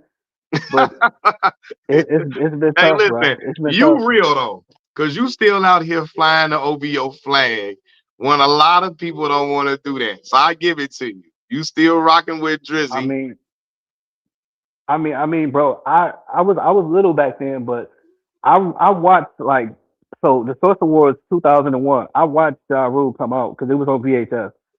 Then like the next year, 50 Cent might have he was Rosen, but like by '03, all my sister's friends had like 50 Cent posters, 50 Cent Uh-huh. in their room. Mm-hmm. They had 50 Cent everywhere. So it wasn't bad as that. It was bad. The Drake loss was bad, but it wasn't Mm-hmm. bad as that. Like Yeah. Ja Rule couldn't do anything. That clapback record was trash. Last Yeah. Temptation was trash. The Rule album was trash. Like after 2001, Why I did like what's that joint caught up with him and Lloyd? What was that on that Rule yeah, album? I think that yeah, that was a good joint. I He had like the that joint with joint R. though. Kelly at the time. See? Yeah. The joint that was fire, but after that it was pretty cold. It was 50 Cent Mania. Uh huh. You even got 50 Cent posters at the IMAX amusement park. Like 50 Cent just took over in that little short of time. That little short of time he took over. And I don't know why. And I'm gonna just be unbiased right now. Hmm. Kendrick really should have stepped on Drake's neck and dropped another album after GNX. When you want to crush a nigga, you You keep don't believe dropping, it? bro. You don't believe in overkill? Nah, No. put that nigga in the dirt, bro. Put him in the dirt. I would have put him in like I would have got him out of here, man. I I felt would have like got him out of here. I felt like the Super Bowl, getting the Super Bowl, I feel like that was the nail in the because we already had did the pop-up show that happened in the what was it, the summer, I think. That was Juneteenth weekend, pop-up, right? Then getting That the hurt it Super Bowl, too. I feel like That that hurt was it. the nail in the coffin at that point. You know That what hurt I'm saying? it. That the pop up was worse than the Super Bowl to me because It was. It was much worse to me. you found out who was against Drake, and I'm like, Dr. Then when he Dre. saw Braun up in there Well, at the oh, that dang hurt on it. joint, and he I was was so like, mad. "What?" I was so mad at LeBron. But then again, I don't know what these two men went through. They could have fell out behind the scenes, and who knows? I think it's just I this. don't. I think Braun, he like a lot. He like music so much that he wanted to be there for that moment, right? And then because he wanted to be up in there. But I understand Drake being mad at Braun. I said that. I understand that, right? 100%, right? Because that's him and Drake was really cool, very close, right? So I understand Drake being mad. And Braun, I always said that, right? I always said that. I think Braun like music, so he should be want to be in all the spots that's jumping with the music and where all the moments But happening. He want to be there. But I Mac, feel Drake being mad though. I get that. but Mac, another thing is like Bron was doing certain things where it was like I'm just like, man, I know LeBron. LeBron is going overkill to tell this nigga Drake F you. Like he's like I'm watching it. They having a shoot around or a shootout and stuff like, man, I'm tired of this song, bro. I love it. Right. I love it. I'm like, oh, I'm like, Bron, And that's I got why also, and I was like, damn, Bron, I look at Bron a little different that wise, but don't ever get it messed up. LeBron is the GOAT of this basketball shit. Don't ever get it fucked up. I hope he come back to the city and win another one. I And really don't think Savannah. I don't think Savannah like like Drake. no, she don't, bro. Because you got to think about it, bro. With like, if you had a girl and you had a homeboy, and every time you go out with that homeboy, he takes you around other girls, you wouldn't Right. like that friend either. Yeah. And I think that's what it You is. and yeah, because they said Brian was up there with the Toronto girls, and you know it went down and it went down. And but I've been kind of I've been through this before. Like two of my goats beefing because the weekend and Drake, like the weekend and Drake, that's I'm still hurt over that. Hold on. I never get over it. Yeah. I see somebody trying to get my attention down below. But go ahead though. Keep talking. Keep Yeah, talking. yeah, yeah. I mean, he the goat. What? Defend what? I mean, nigga, he the goat. The fact is fact. Uh, we go to you talk about niggas defended him, but bro, y'all trying to big up somebody who was an asshole. I remember Tarcino did a video about a woman. She was like Scottie Pippen and Kobe like disrespected her son. Mhm. So it's like I feel sad for Kobe and the way he went out. He didn't deserve that, Not at and I wish all. he would have. Not at all. It's And I wish horrible. he would have. And I wish he would have used his better judgment not to fly because all them lives lost, them kids, them wives, them husbands, lost their lives. But if a person was an asshole, he was an asshole. That's like Mhm. I got an uncle, man. That was a. I hope none of my family on here, but that was an alcoholic and abusive, and he didn't take care of the majority of his kids. Mhm. And he passed away. Like we not supposed to say, man, that was a good nigga. No, he wasn't. This nigga was on our ass. This nigga stole on me at Fourth of July. You said So what? it's like I said he stole on me at Fourth of July. Oh So it's no. so it's so it's like people with the way people go out, they don't want you to disrespect that person. But if Kobe was an a hole to his mama and his daddy, then it's the truth. If his sister is working at a mall or anywhere and it's a fact, then it's a fact is a fact. Uh huh. Cause they said his So sister you was like can working at a restaurant or something. So it was yeah, a you mall or restaurant. working at a restaurant. But what I'm saying is you can't deny the truth. The truth is the truth. We can Mhm. all say that R. Kelly is the goat. You know, I was listening to download yesterday while I was cleaning. But He the king of If R&B R. for Kelly sure. is yeah, and he come from your city. Yeah, yeah, And and he a nasty man. He's a nasty man. Yeah. yeah. But my thing is I don't want to. So in terms of that, you could tell some black women are they would stand behind R. Kelly and stand behind a nasty person as long as they make good music because everybody's seen that tape. I don't know if you've Mhm. seen it, but you know somebody who's seen I it. never saw it, but And I know I people. A knew lot that, of people saw it. and I knew that was R. Kelly because when the tape was recorded, TT2 was about to come out or whatever when they recorded that tape, and R. Kelly grew his hair out. You could tell. I was like, I was like, okay, that's R. Kelly. He's growing out the fro. I could tell. Okay, that's R. Kelly. Then I seen a screenshot where they found like a whole bunch of other tapes. So if a person is nasty, a person is nasty. You can't if a person was nasty on earth. I'm not saying you got to dog them out every day. What I'm saying is the truth is the truth. Mhm. And if Smush Parker felt the way he felt about Kobe, then he has valid reasons to feel that way. Because what you mean Yeah. I can't talk to you? I can't talk to you, or you don't want to talk to me, and I'm not worthy to talk to you, nigga. You Yeah. not God. You bleed the same way I bleed. Facts. Facts. And yeah, so that worship shit, you worship nobody but Jesus. Mhm. Nobody but Jesus. Mhm. That God complex that people be having where you can't keep it real and everybody is sensitive in this cancel culture, it needs to go out the window. Cause I'm gonna be honest with you, knock on wood, if something was to happen to Donald Trump playing today, people know damn well that we shouldn't say he was the greatest president of all time. Mhm. Right. You should be like, man, you should fact. You should, I just thought you about should be like, something. I remember when I was in elementary school, right? And Ronald Reagan died. We had a white substitute teacher. He was crying watching. He was crying watching Ronald Reagan's funeral on TV. Like they was like, and we was little kids, so we didn't know who Ronald Reagan was or all the things that he did that was bad. And he was telling us he was a substitute. He was a substitute teacher. He was like, have some respect. He's the former president. And I'm looking now that I'm grown, boy, I wish I would have been crying about some damn Ronald Reagan. You out your mind. You are out of your mind. For real. yeah, You know I'm what gonna just I'm saying?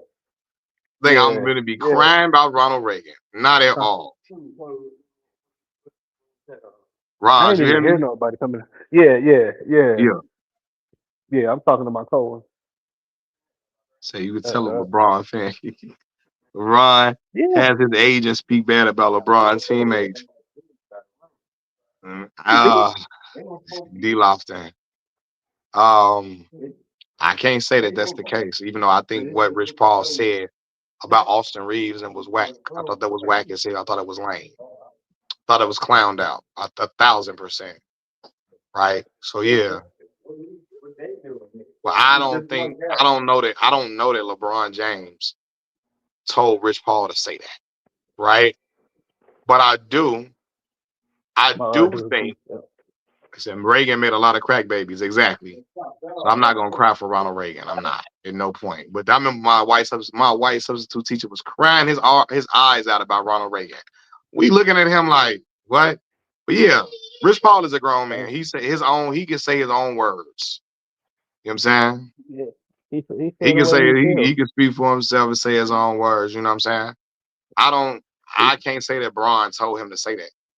You know, at all. Yeah, But I do think you it's can't. corny though for Rich to say things like that about Austin Reeves, knowing that can cause tension in the locker room. That in the current locker room he's in, because that's horrible.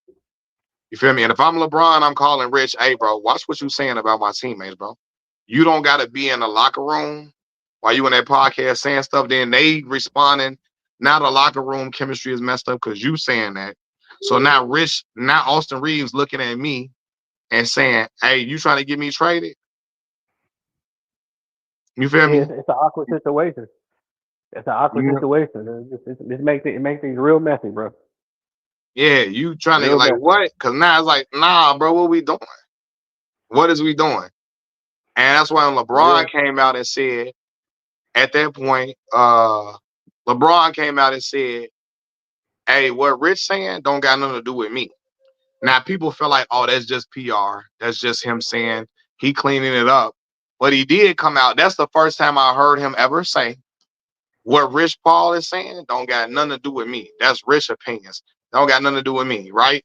Because in the same way, when athletes' fathers say certain things, and I know it's a different relationship with the agent versus your father, right? One is representing you, the other is just a Hey, person Mike, who loves I got a dip, bro. I'm gonna talk to you again, man. We had a great conversation. all love, man. I'm gonna holler at you. Yep, Yep, yep. appreciate you. But yeah, he said Reagan. I'm looking at y'all, some Ronald Reagan. Y'all remember that boy? Ronald Reagan said LeBron came out because he know the fans know it was him. Oh,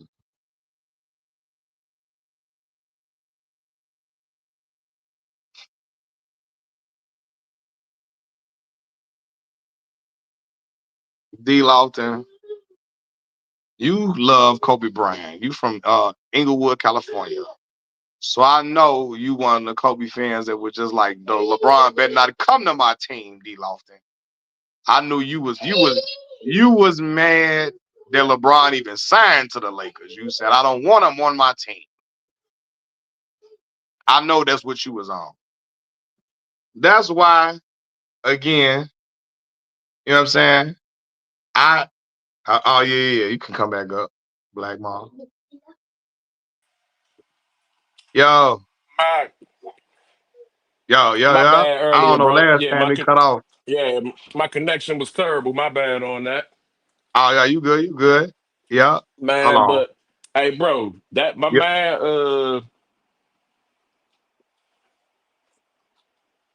Yo, Yeah, my man earlier, man. That said Steph was better than Tim Duncan. Bro, I've been geeking to get back up here since he said that, bro. He was like Steph was better than Tim Duncan and Shaq. yeah, That's that's crazy. crazy, bro. That's I crazy. was like, yo, that's ludicrous. But again, that's his opinion. But I totally disagree with that. But I don't even know how he came to that conclusion, to be honest with you. But I ain't gonna I go think too far on that, man. I think people look at Steph's offensive firepower. And it's kind of Right. like recency bias as well, right? Like Steph has been the greatest, was one of the greatest things of this past generation. I mean, of this current. I don't know. His era kind of gone now, Steph era. But you know what I'm saying? Yeah. As of recent Yeah. times, Steph has Right. been one of the greats of this era. And again, he changed the game in such a drastic way. It's to your point where you say Steph Curry's effect on the Yeah. game has caused people Exactly. to look at him in a different light, right? Because of And the how he, relatability, Mac, he give off that everyday man. Like we know we can't be LeBron. We know we can't be Kobe. We right? can't be mad. No matter how much I work on my game, I can't be 6'7" jumping out the gym doing all the things they do. However, in our mind, we feel like we can be Steph, just completely discrediting like Steph's ability. Like, you know what I'm saying?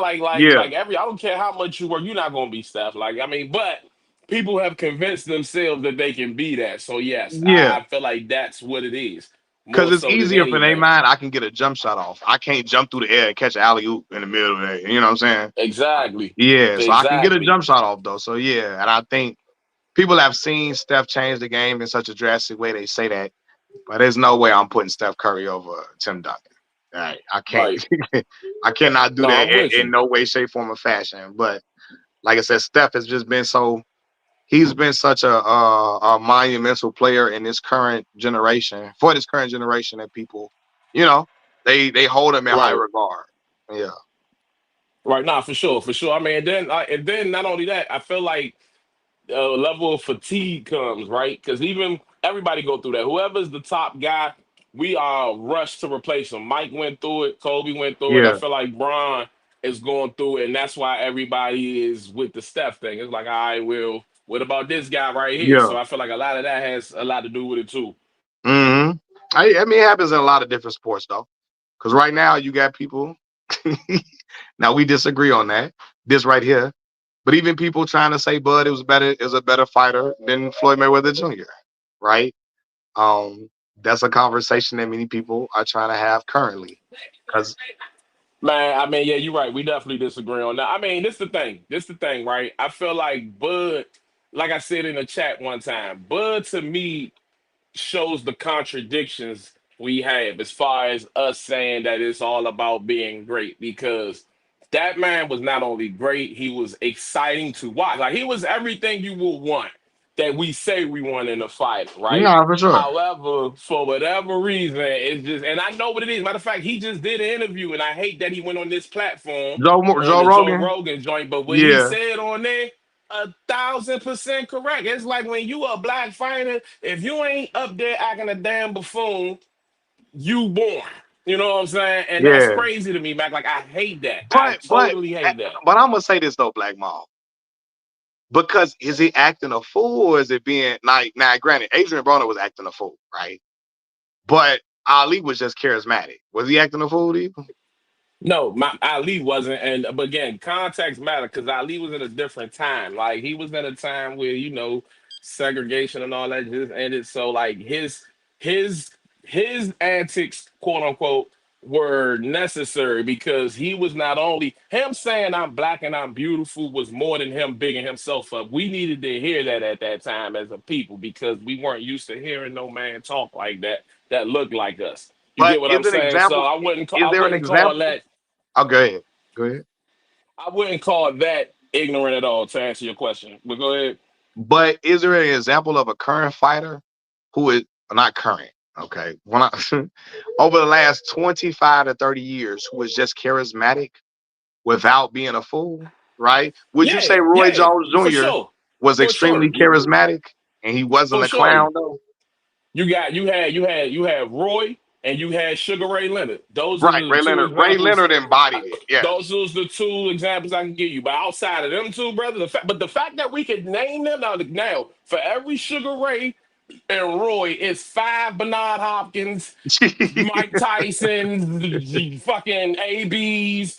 Take your pick. Javante Tank Davis. Like it's five of them type niggas. You get what I'm Right. saying? So like, and to me, that's why I feel like it's a valid criticism. Like, yeah, you're right. You like, let's be real. I mean, the thing that the Sugars had in they favor, let's just be real. You speak about it all the time. They were traditionally attractive. Sugar Yeah. Shane Mosley, Sugar Ray Leonard. You know what I'm saying? Like Yeah. that played a lot in their favor. Women were fans of them. So Right. you already know that's gonna go a long way. If you got the women fan base, Mac, you right. You don't have to do all that other stuff. You don't. But Mike, Yeah. Mike, bro, some of the things I hear Mike say, like we all go back and look at old Mike clips. Mike should probably be in jail for some of that stuff he was saying. I mean, Mike it's told a like, girl yo, on the interview. I don't talk to women I don't fornicate with. Do you hear me, Mac? So Mac? don't Do you talk hear if you me? don't talk to me unless you want to, And I said that's That crazy. man told another man, "I will fuck you until you love me." Love me. Like Yeah. I'm not fighting no nigga talking like that. You know what I'm saying? Call me whatever you want. You know what I'm saying? But nigga talking like that, he wanted to fight because I'm not fighting you, brother. This is going a whole nother direction, and N- I like my freedom. You know what I'm n- saying? So like, yeah, I'm not. Yeah, Mike should have. The fact that Mike got to the level he was doing the things that he did, Mike, Matt, in my opinion had a negative effect. It's just like the Jordan effect. One thing we don't talk about it much is the negative effect Mike had on it. As much as I get on here and say LeBron ain't better than Mike, but one thing I will say about Mike, Mike messed up the mentality of players moving forward because everybody made it about isolation and trying to win an ISO because Mike was the first person we seen win consistently doing that. You know what I'm mhm. saying? And everyone copied that. And then, yeah, so same thing with Mike Tyson. When Mike Tyson was the man, we all saw him be the biggest sports figure ever doing all that ignorant shit. So Uh-huh. everybody that came after him was trying to do that, especially the black ones. You know what I mean? And to me, I hate that we feel like we have to be that way. And it kind of is one of those things where we could not do it, but Bud done showed you how your career going to go if you don't do it. I mean, yeah, you're going to get acknowledged as great. You might even go down and get the opportunity. However, they will add the but, you know what I mean, behind you. Like, you know what I mean? Oh, I mean, I know he was great. We seen him destroy everybody in a fashion we've never seen Yeah. before. Mike, seriously. When you went, I feel like 5, 10 years from now, if Bud don't fight no more, 5, 10 years from now, when we go back and look at that run that man had at 147, brother, it's incredible. It's like, bro, especially that Josh Horn fight look even better now because now he done had a resurgence and done came back and doing this thing. So like, if he You go say on and what keep fight? looking good, the Horn fight, the white boy, Jeff Horn. the first, yeah, Jeff Horn. He done had a resurgence lately and is doing this thing. So if he keep going on to do well, that one gonna look even better. So like, I feel like 10 years from now, Mac, we'll appreciate what he did even more. But see, this the only thing though, because Bud is a generationally great talent. Sometimes I think Bud don't like to admit that he could have been a little bit more charismatic. And maybe that's just not his personality, right? But I think he could have been charismatic without being ignorant. Bud and Arrow got the same personality, right? They kind of dry in interview for Bud has talked he's been talking more lately, right? Lately. But I think they both would be not they weren't the greatest showmen in the sports far like outside of the ring, right? And I ain't talking ignorantly, but they were not the best, especially early in Bud's No, career. I agree with that. I agree with that, Matt. Yeah, they both were not the best interview to have. It Let me was just ask you kind of this, like, Matt. what'd you say? Do you not think? Let me ask you this: Do you not think it was top ranked? See, this is why I blame the promoters because, for example, Penny Hardaway ain't got no damn personality. However, Penny He don't. Hardaway He don't. was one of the right, but Nike said, okay, you don't got it.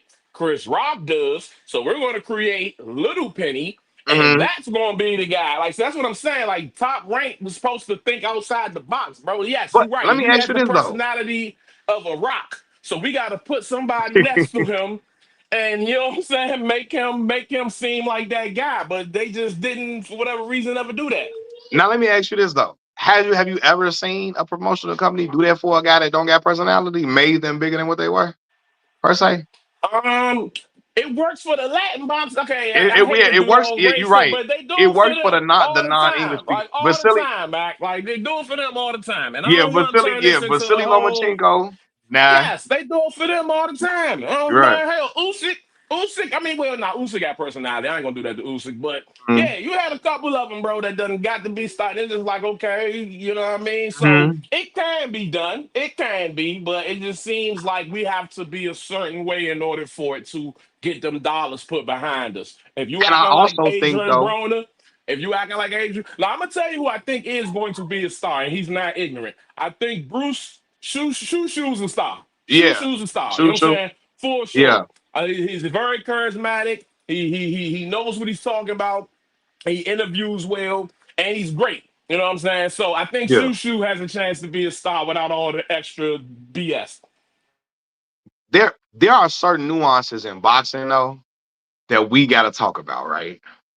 Because unfortunately, race matters in the Real sport of quick, Mac. boxing. Real quick.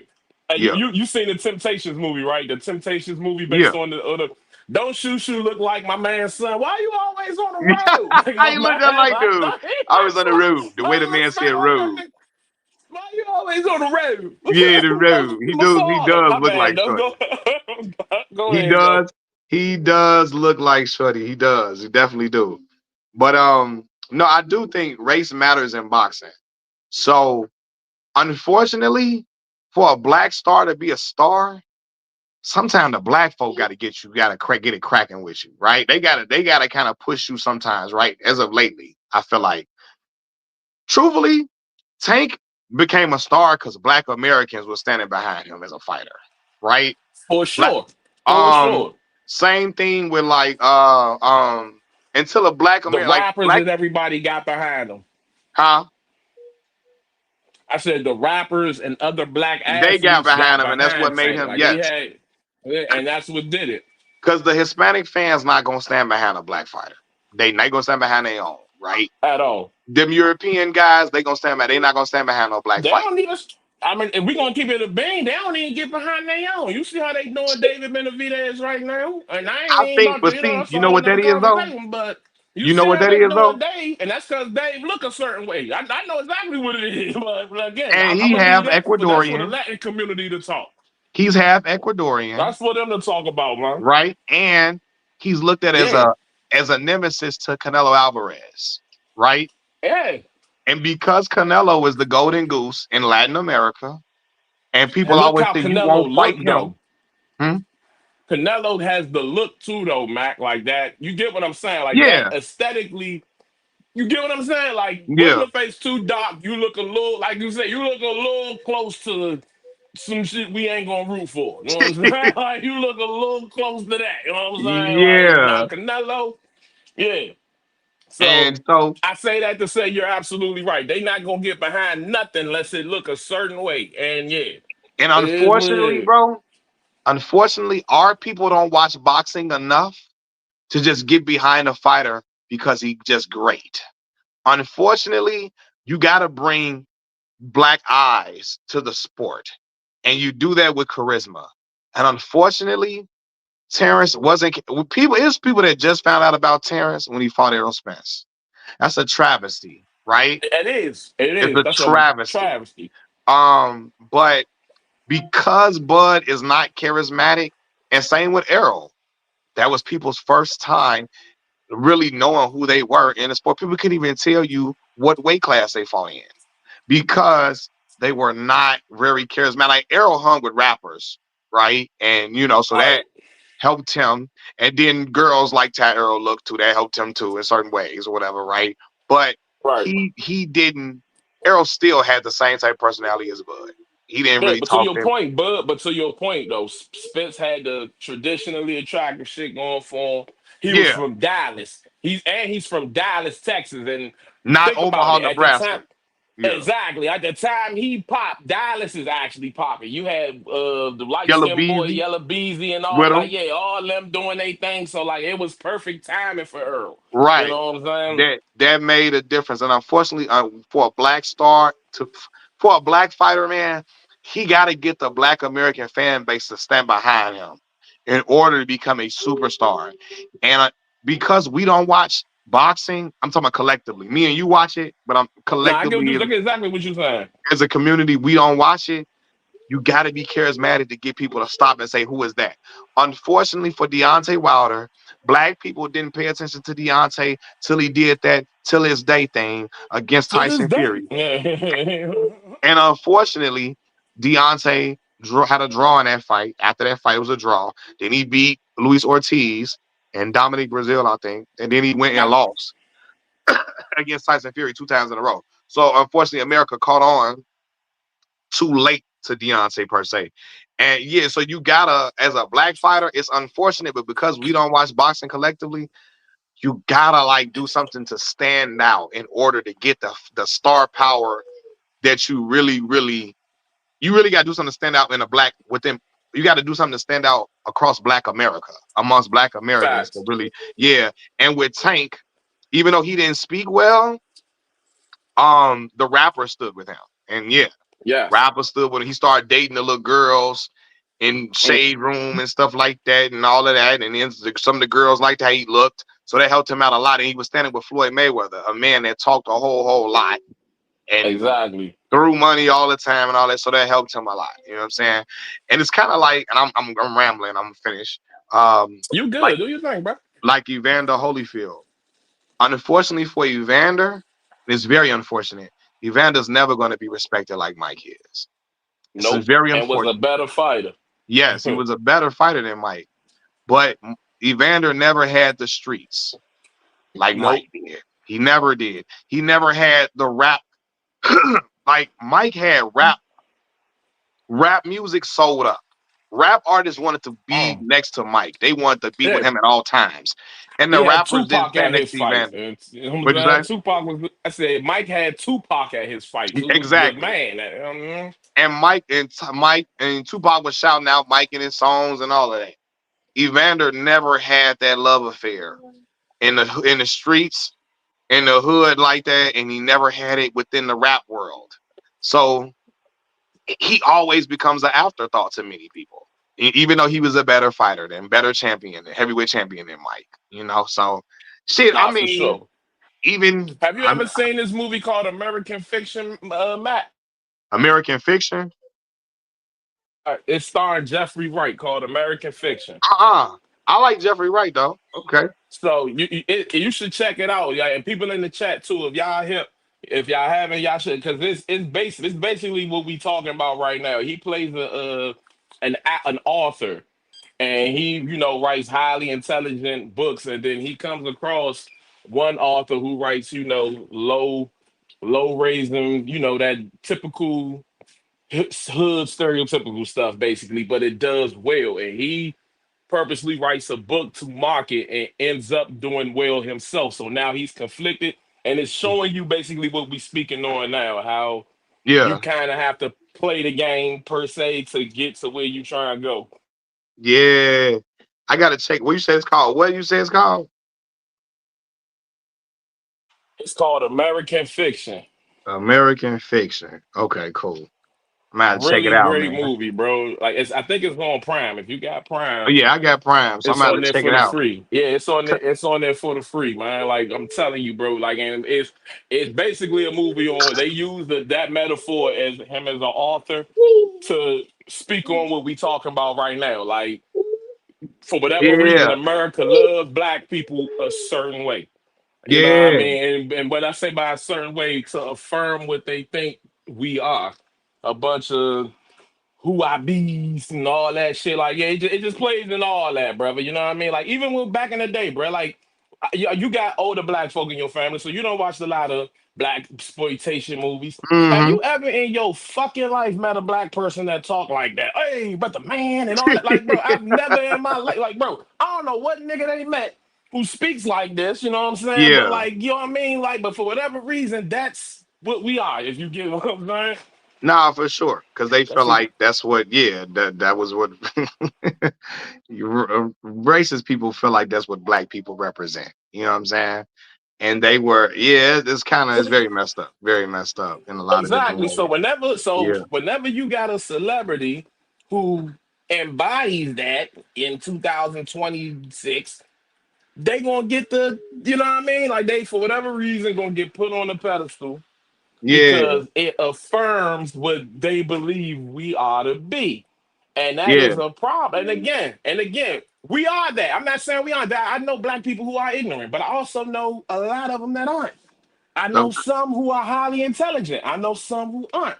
I know some who are heavily employed. I know some who aren't. You know what I'm saying? Like, hmm we're not a fucking monolith. You know what I mean? But for whatever reason, in mainstream media, if you ain't on some nigga shit, you not gonna get the accolades that you supposed to get. So even with our athletes, again, no knock on Braun, but they go out their way to tell us how this nigga is a single parent raised nigga who don't know his father. Yeah, And again, that's great. Like the fact that he made it the way he is with those hurdles, we should champion that.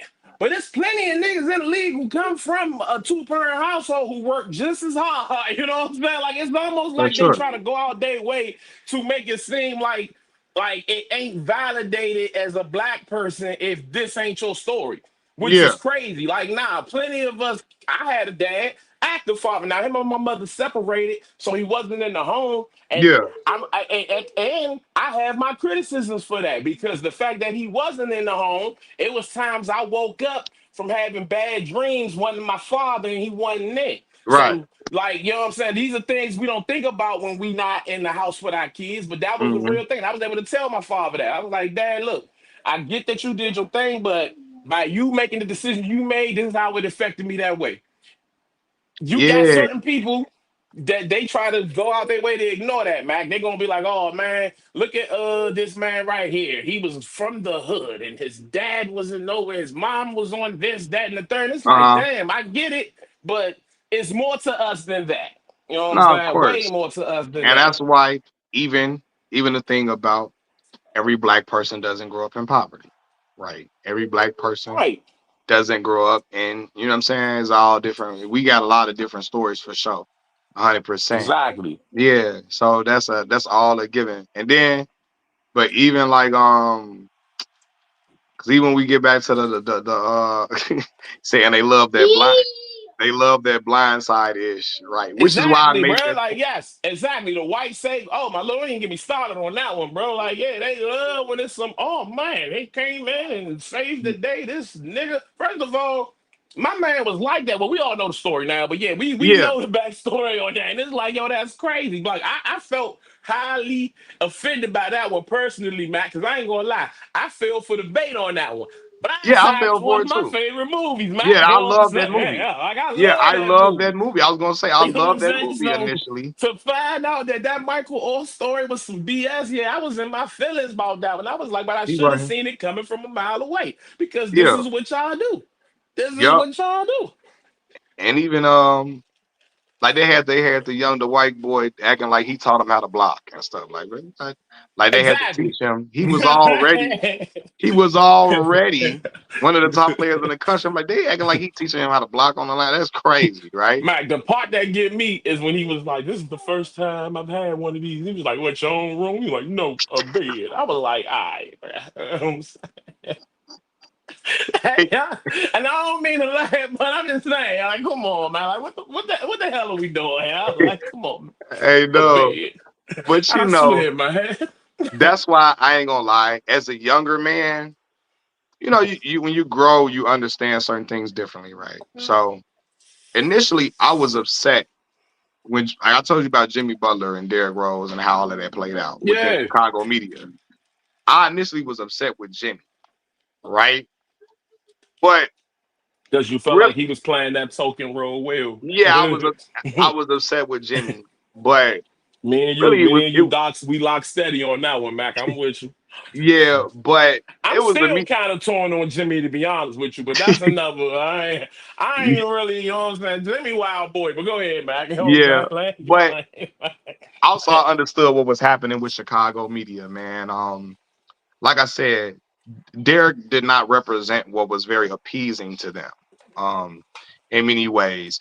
Like I said, when he was younger, he wasn't as articulate at all. He did because he was very shy, so they thought he was dumb, right? There always is this bias about South Side and West Side Chicagoans. People look at the South Side and the West Side like, oh my God, you go there, right? So right, um, then again, he didn't have, most of the time players have personal relationships with reporters, right? Like for example, Allen Iverson and Stephen A. Smith. You have a lot uh, of, um, Derek didn't really understand like he just wanted to hoop. He didn't understand like having relationship with media members and stuff. He really like I just want to go home and hoop.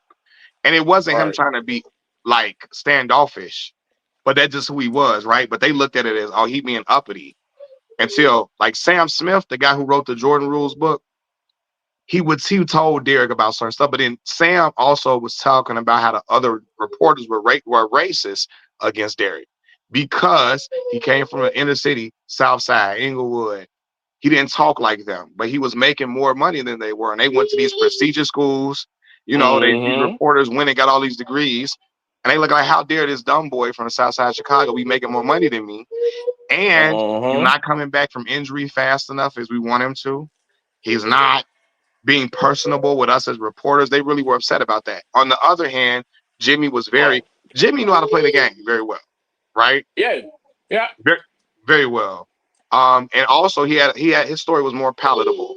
He came from again a blind side story. A blind side story. There you go. The black mama kicked him out the house when he was 13 years old. She didn't want nothing to do Mm-hmm. with him. The white family came in and And saved come the him. white savior. Yeah, there Yeah, you go. they came Mm-hmm. in and saved him, made sure he had somewhere to stay, and coached him up and nourished him up till he got to Marquette and Now this got to the nigga painting NBA. his nails and wearing emo hairstyles. Like, Yeah, yeah, he all the way tapped in with his white culture. Ain't and what's crazy is that was before he started doing the emo thing. Initially, he was dressing like a cowboy, right? Mm. He was Wow. wearing cowboy hats and listening to country music, Yeah. Now things they that do that in appeal to the Texas. Now that I will give them that. he I from give them Texas. like He from I Texas, know a right? couple brothers from Texas. That's some Texas That's shit. what they They do, black people down there wearing they wearing the cowboy hats with the boots. Like they do right? that. Oklahoma but too. You know what I'm saying? but Jimmy talked about his love of Miley Cyrus and stuff like that, Yeah. Nah, I'm But with you. Nah, he's definitely coded. Mac, me and you are here with the coming Jimmy. I promise you. Like, yeah, yeah. I'm like, he ain't flat out just said nothing quite egregious yet. But Nah, if you paying attention, you see how he moving and all that. Like, yes, he's very much coded with the M word, Mac. yeah, Like, very, very much he so. yeah. Like, So very much. so they like Jimmy a lot more than Derek because Jimmy felt more palatable for them and what they thought was cool and acceptable to be, and Derek wasn't. And the media starts saying, "Is Jimmy Butler the best player that the Bulls have had?" This is before Jimmy even became like he was only like a Jimmy two-time All before he Star at that point, became Jimmy. huh? You said before he became Jimmy, before he became Yeah, that they dude, they already were talking saying about that. is he better than Derrick Rose? They was really intentional with Nah, doing all that. hell nah. You know what I'm saying? Hell no. And so Chicago noticed it, and we noticed it even more because he was a homegrown kid. And we said, "Dang, look at how y'all treating him." And all of it came out in years. And when Derek became more articulate, he spoke about how one of the reporters was okay. One of the reporters was calling him dumb and all of that type of stuff. You know? You know, that's how they do you Uh, when you ain't playing the game, Mike. Mac, that's how they do you. Like if you gotta kind of go along to get along. yeah. And matter of That's some, fact, you know who exposes this better than anybody? Derek Jeter. Everybody, y'all got homework. Go on YouTube and look at Derek Jeter interviews. They love Derek Jeter, and Derek Jeter ain't say nothing the entire time. Derek Jeter went 20 years of talking to the media saying absolutely nothing, but they nothing. loved him though because he played the game. Like, Yep. and to me, that exposed. Okay, you ain't even gotta say shit. You can just stand up there and say a whole bunch of generic. Oh, I play hard. Yeah. This is great. Blah blah blah. Oh, I have a eclectic friends because he another coded ass dude, but yeah, I got Derek Jeter played the game correctly, and that to me let me know, oh, okay, that's what it is. They like when you are a good old boy, for lack Yeah. of a better term. You know And what I mean? When Derek, like I say, we talked about it briefly when I brought up like baseball last time I was on live. Derek Jeter embodies that completely. Derek yes, was exactly they want black players to be like Derek Jeter. exactly, He don't say nothing, he don't address nothing. He just and again, I hate to be like this, but it's people that didn't even know Derek Jeter was black. Right? exactly. Right? Fact, fact, People that didn't even know that because he's not coded as such, right? exactly. And to me, it was intentional by Derek. Oh Truthfully, no, to me, definitely was. It yeah, definitely was. yeah. And so Derek Jeter, yeah, he embodied what they liked. So they look at people I like, mean, hello, my boy. But they bring up you people good? like Tim Anderson. I don't even know if you even watch baseball to pay attention to Tim.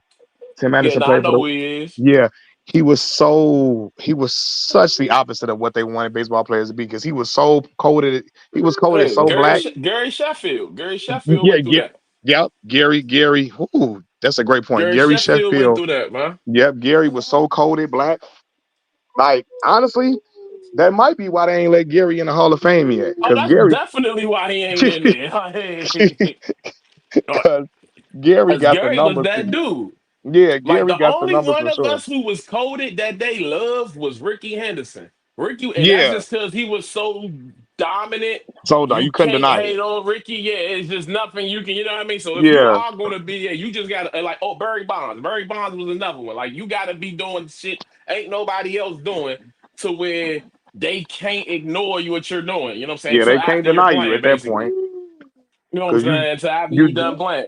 yep. But baseball, like I said, that sport, they look at. Ooh, I have to make a video about Derek Jeter because Oh Derek, no, for sure. Dirk, because Dirk is the man. I actually, like I said, I've looked at interviews of Dirk. I spent time on YouTube just looking at Dirk Jeter interviews, and he might be the most well PR trained person I've ever seen. Like I'm talking about, even when they do ask him a direct question, my man Sammy Davis Jr. tap dance around that shit so good, Mac. It's like wow, this man is amazing. But yeah, to he, your, that's how he's able to stay loved the way he is. It's like I'm gonna act yeah. like ain't none of this even happening. But he But spoke see, on 9/11 though. You know what I'm saying? Like, see stuff that they like to hear. Like, he gonna speak on that. Oh man, was the trade? You know, he was in New York when it happened, so stuff he knows that's tugs at their heart, all that patriotic stuff. He gonna say all that. yep, But you ask him about what's my man that got killed in New York while he was there? Sean, what was his name? Sean Bell. Son Bell, You ask him, but yeah, he ain't got nothing to say about that. You know what I'm saying? Headline, yeah, nothing at that's it. all. That's And exactly the the point. NYPD, when you come to police corruption, brother, I mean, unless you talking Los Angeles, the NYPD is on a whole nother level with it. So, like, it's plenty that happened that he could have spoke on, but why would he? You know what I mean? So, Yeah, again, but and again, see, I know why they don't, Mac, because there's plenty of examples. They will Roberto Clemente your ass. They will, what's my man name? They will, Mahmoud Abdul Rauf your ass. Like, they will ostracize. You get to talking too much. You know what I mean? And that's the point I be making about everybody. But, like, we got to be careful when we just get, because, like, yeah, they not going to allow you to be too for the folks, yeah. bro. Like, they not, Okay. they will literally ostracize you. Hold, hold on 1 second, bro. You good, brother?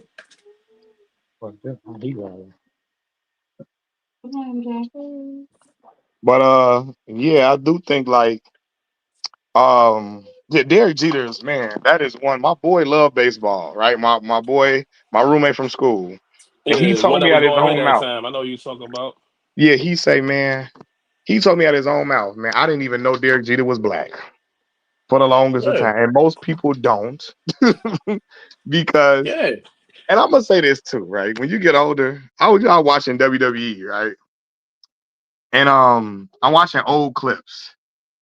There's a clip, a segment of when Stone Cold. Remember when Rikishi ran Stone Cold over with the car on wrestling? I don't know if you remember yeah. that. I remember that. Yeah, for sure. I remember that.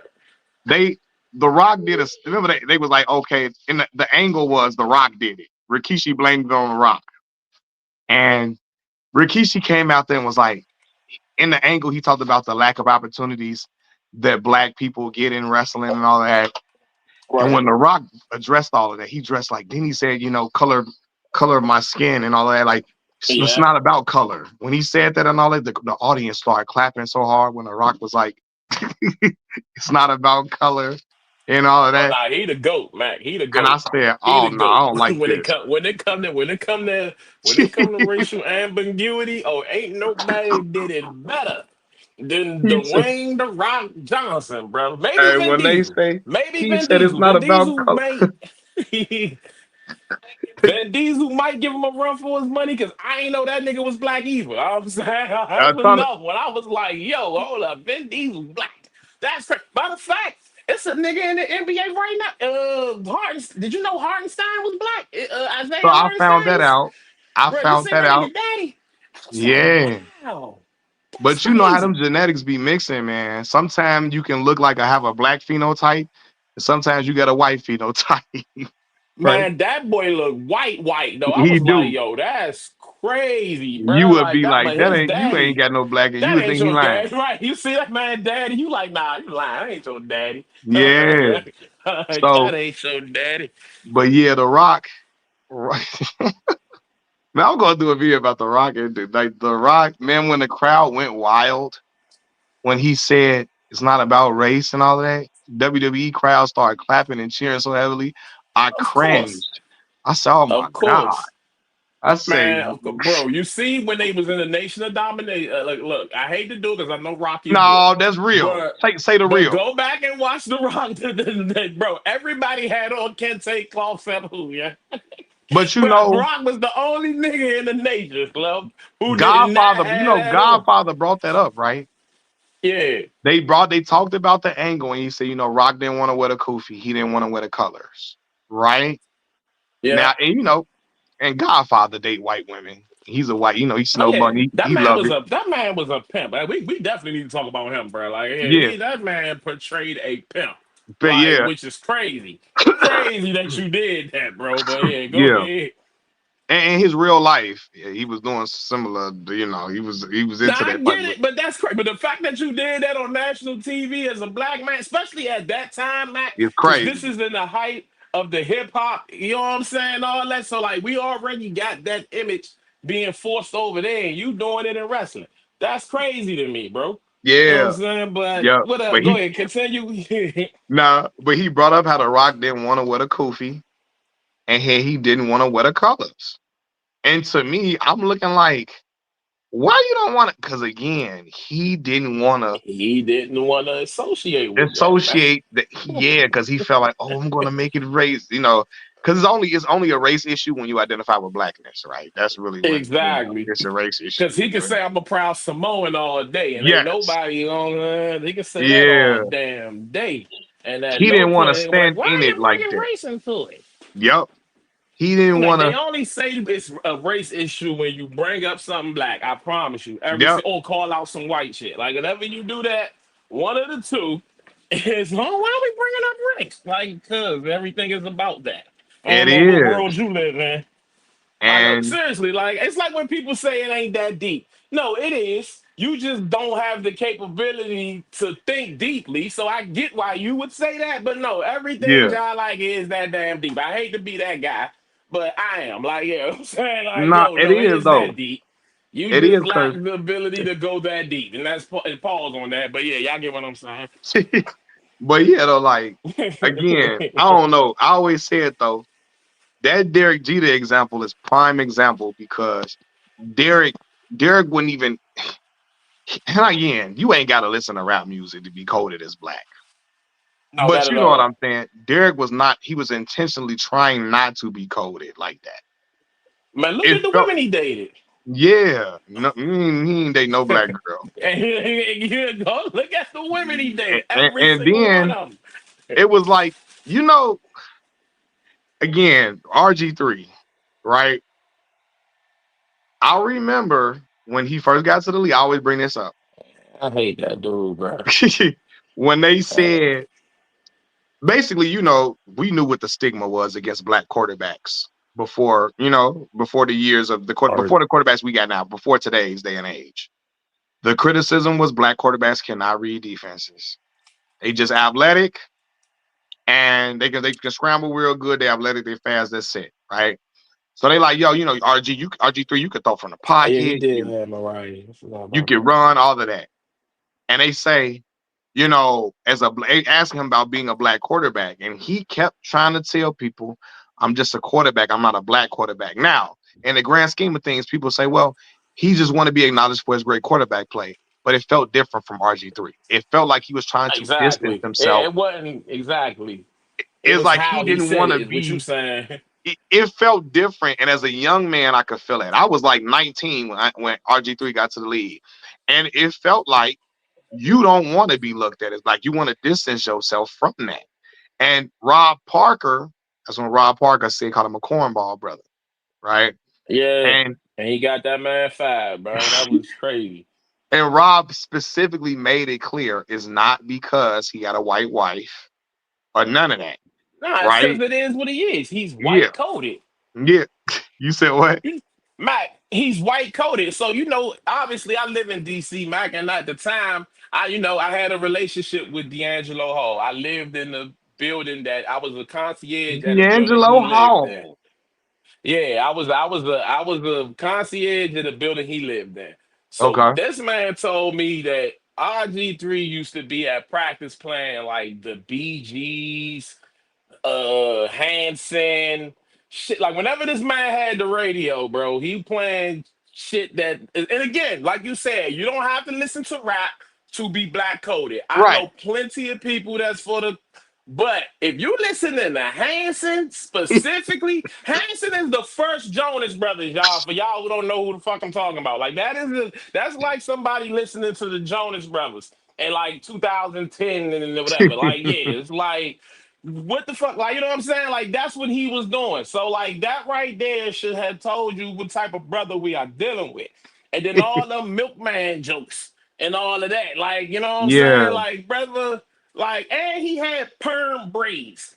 That right there, you know what I'm saying? Like, bro, for a nigga to have perm braids, man, come on, bro. What are we talking about, When I seen the brother have a fade and it wasn't blended, it looked like somebody just cut his hair off with a knife on the side of his head. I was like, hey, what is he doing? Like that one I Hey, knew, like, man. yeah, I I knew. said, yo, this nigga got perm braids, bro. I said, yeah, get this nigga out of here. Hey, Yeah. And it was like, he ain't been around no black people ever. Cause yeah. he'd have known not to do that. Like, nah, bro, we don't do that. And for the purpose of me being like me not being ignorant, I always try to explain to people. My criticisms of RG3 is not rooted in him dating white women, right? Because as much as Jamie Foxx date white women, you still know he coded black, even though he loved white. Exactly. Right? Hell, Harry Yeah, Belafonte was married to a white woman, brother. We not yeah, about to say that nigga wasn't black coded at all. yeah. So It's it's certain things and again, we as black people can see certain things and be like, hey man, what is he doing? Because like, yeah. What yeah, is he doing?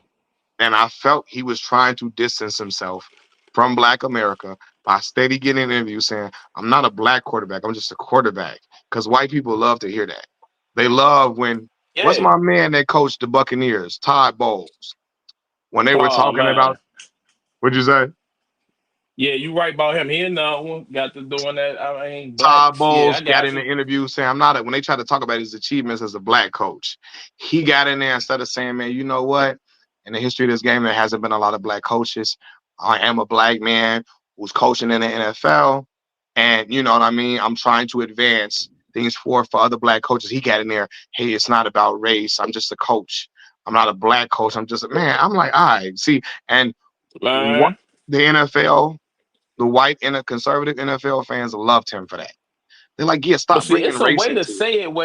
It's a way to say it though, Mac, without like, okay, when John Thompson won, he was the first black coach to win, and they asked him how he felt, and he said, "I'm not acknowledging I'm the first black coach to do anything because that is sending the message that wasn't no black person competent enough to do something until Uh 1989 to the year. Okay, now that I'm with that. You get what I'm saying? huh. Because Okay, he's it's sending a worded bigger, differently. exactly, and you sending a bigger message. It's like, oh nah, it been plenty of black coaches that could have did it. I was just the first one to get the opportunity.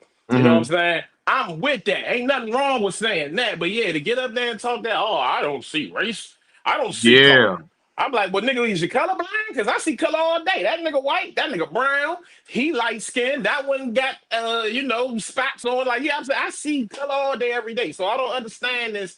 I don't see color shit. It's like, nah, I see color. And I see how it affects people. I am a dark skinned male. I know, Mac, I walk around smiling all day. Hold on, let me turn my camera on real quick, yeah, man. Mac, I walk around smiling and shit all day, not because a nigga happy, just because I know how I'm presenting. I'm a tall, dark skinned nigga with locks. You think I'm something before you even meet me. You know what I'm right. saying? So because I'm cognizant of that, I go around all day trying to disarm people. Hey, how you doing? Hey, how are y'all? Ooh. You know what I mean? Not that Hmm. I'm happy or nothing. Again, I'm just aware of myself and how I present. So all of this, I don't see color, but yeah, you need to hang out with people who do so you can see how it really work out here, bro. Because nah, people definitely respond to you and treat you based on how you present and how you look, and it's just based on stereotypes and images we've been force fed our entire lives. Right. Now for sure, for sure. Now Joseph Judah say a white coach is just a coach.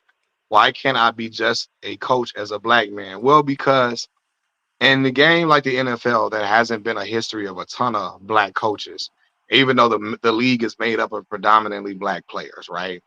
So we as black people have a different responsibility to our people in certain aspects than white folks do, right? Even though and shoot, also they be upholding their people on a lot too. So they just act like they don't. But as a black man, if I break into an industry, like if I'm groundbreaking as a black man in any type of field, I feel it is my duty to acknowledge my blackness in doing so because I know there hasn't been a lot of folks in this opportunity.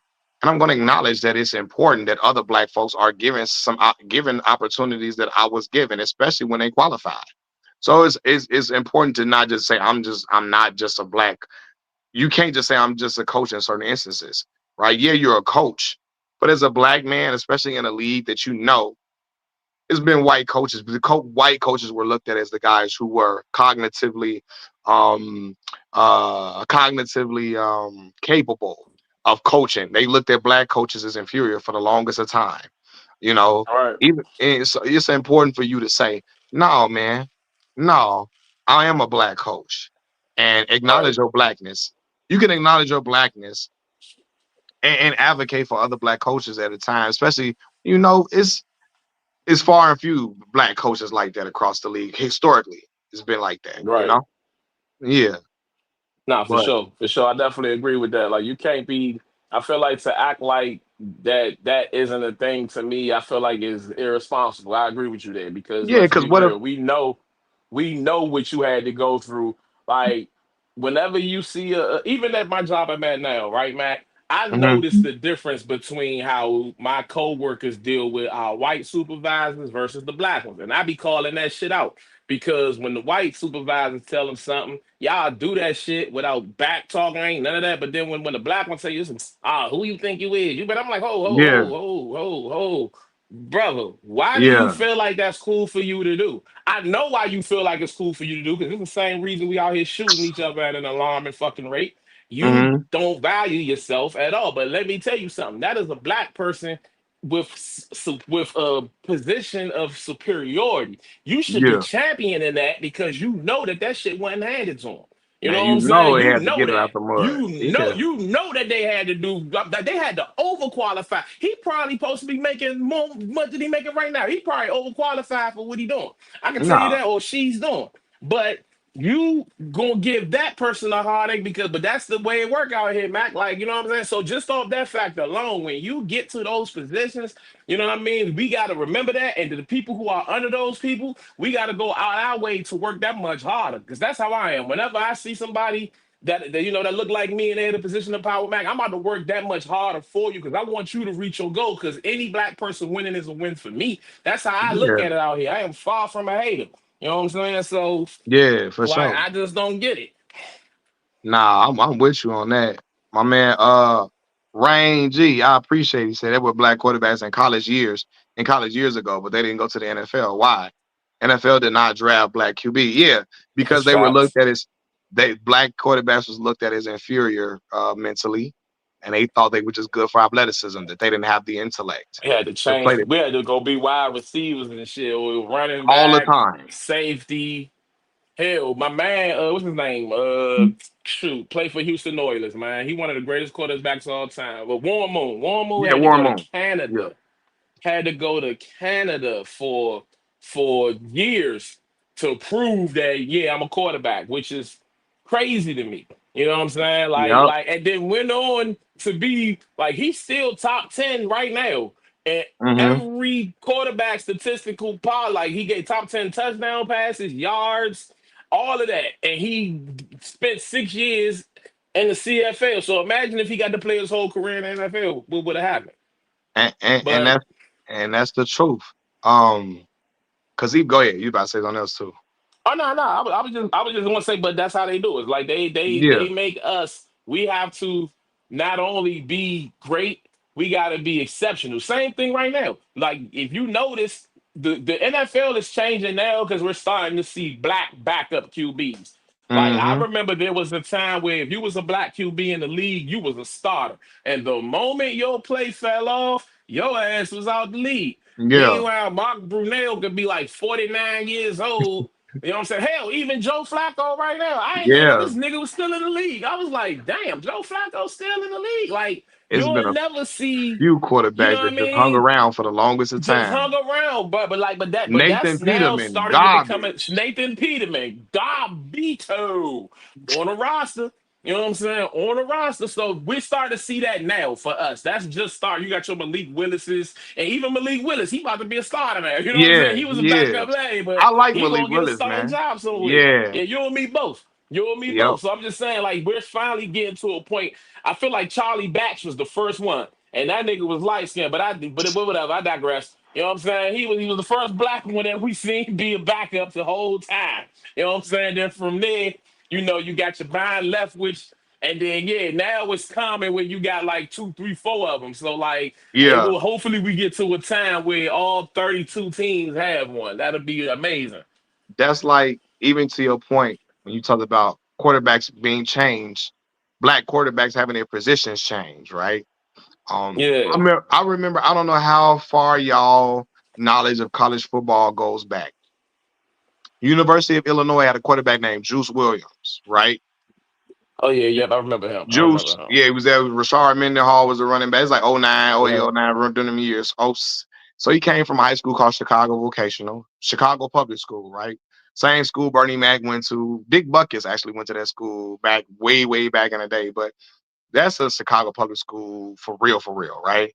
So when Juice got to Illinois, we were so happy for Juice because they didn't turn him into a DB or a receiver. Because that's what happens to most, like especially Chicago public school kids. Unless you went to the Catholic schools or something, but even then, they still try to shift you. But if you went Chicago public school kid playing quarterback, oh, they definitely gonna change your position when you get to college, right? Juice stayed a quarterback the whole way. He started as a true freshman. Like for us, that was like, damn, Juice really in the Big Ten as a quarterback, as a Chicago public school kid. That was groundbreaking to us because we just knew Juice was gonna get changed to another position when he got to college. But And he goes he go was play the starting safety, son. QB for all them years. You know what I'm saying? So then they had a really good season this last year. They went to the Rose Bowl, guys. They got trounced in the Rose Bowl though against USC. But you Yeah. know, yeah, they had a really good And my season there home my last year. homeboy played for y'all fighting my Vontae man Davis. Reed. Yeah, Vontae and Regis. My boy like so me, I knew Vontae, but like me and Vontae wasn't that tight. But me and Right. Aurelius Ben though, we call him Regis. Y'all Aurelius Ben. He played for Listen, Tampa.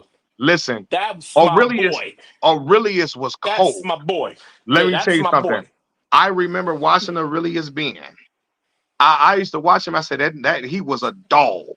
Yeah, for Aurelius sure, for Ben was sure. a dog. I He was another like, one. Remember what I told you about Vernon? Like he another one. He looked like that in high school, bro. Like we was like, yeah, Regis going to the league, bro. This nigga look like he 22 and I he's remember looking 17.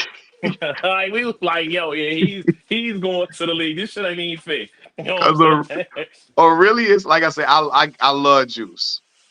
Juice was solid. Juice wasn't like the greatest, but Aurelius boy, Yeah, Aurelius was nice. I'm like yeah, Aurelius Ben, dog.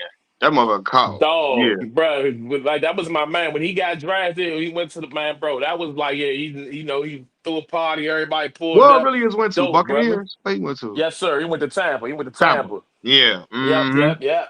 So yeah, Yeah. man, like, but yeah, that was my boy right there. So like, yeah, y'all definitely. I shout out to the fighting the line now, man. They Yeah. They definitely got a gave a lot of my folks from back home a chance, man, to go get a free education.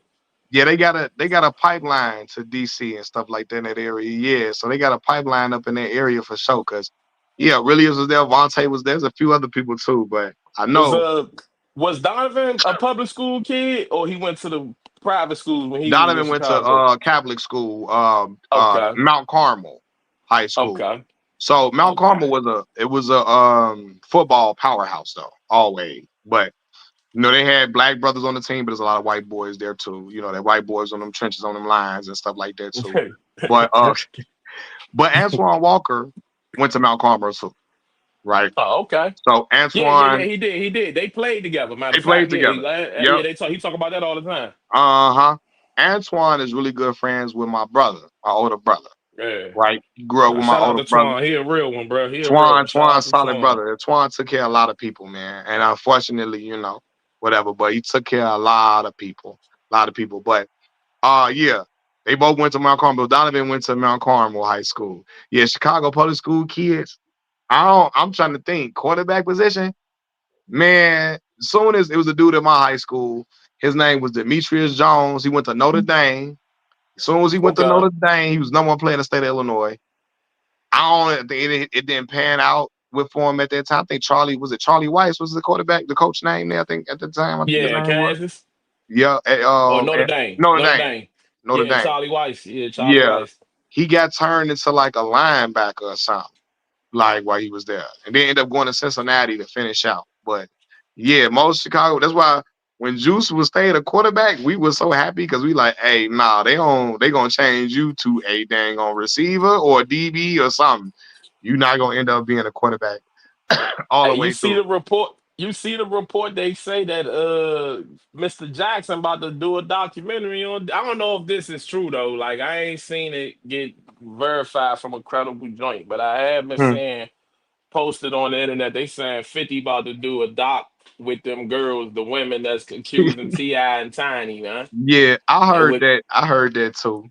But That's I wild, don't know bro. if it's Let me true or tell you not. something. See, let me tell you something, bro. See, that right there now, again, I got my thoughts on that because I even said it when we was talking, we was going back and forth about that. I was like, Yeah, yeah, Tiny and they got their own skeletons, you know what I'm saying? yeah, However, 50, we gotta stop calling 50 a rapper. Moving forward, y'all, we gotta call 50. 50 can't because he not doing no hip hop shit. Like to me, as much as I criticize Jay-Z, one thing I will give Jigga gonna keep it hip hop. Now Jigga might not respond on your time, but he gonna eventually put a verse out and send you subs, no matter who you are. Now, if you on a level where he feel like he can say your name, he'll do that. But yeah, if you like beneath him, he gonna throw you some sub. But my point being is he's a billionaire and he still knows I am hip hop first.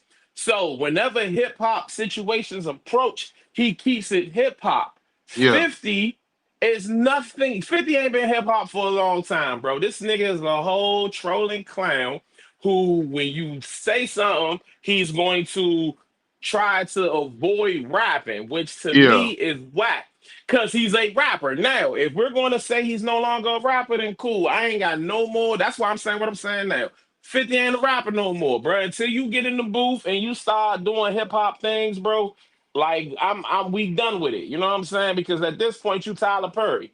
You know what I'm saying? If we're gonna keep it a bean, we like just you took a Tyler picture with Perry Tyler the other 2.0. day Yeah, too. Matter of exactly. fact. I know, right? I said, Yeah, wow, look at this. And that's yeah, exactly who you are, though. That's yeah. exactly who he is. See, so it's the thing with me, right? But 50 has built up enough cachet within the general public through Get Rich or Die Trying, through 50 Cent Mania, through the Power TV shows that people are gonna they not gonna hold him to that type of standard at all because he's built up enough cachet, right? Cause see, regardless if you make movies and all of that too, your foundation was supposed to be hip hop, right? Hip hop. Yeah. From from the mixtapes to the albums to all of that, you was supposed to be hip hop. And people always say Drake. Now people say Drake not hip hop for the suing, right? Right now I know that's different. They was like, oh, that ain't hip hop that he's suing, which correct. It's not, right? But you're right. If we gonna just result to documentaries and all of that, like that's not hip hop. You know what I mean? Right. Responding in the Right. movement is hip hop as well. If we're gonna say, oh, that ain't hip hop that he doing, suing and what you call it different. But yeah, we can't say one thing ain't hip hop and then like hold him to Nah, the I same thing. agree. Cause I agree. Fifth is just look, but Fifth he's earned up they built up their cachet from Get Rich or Die Trying and 50 Cent Mania was so big that people still hold on to that and say, I don't want to hear it.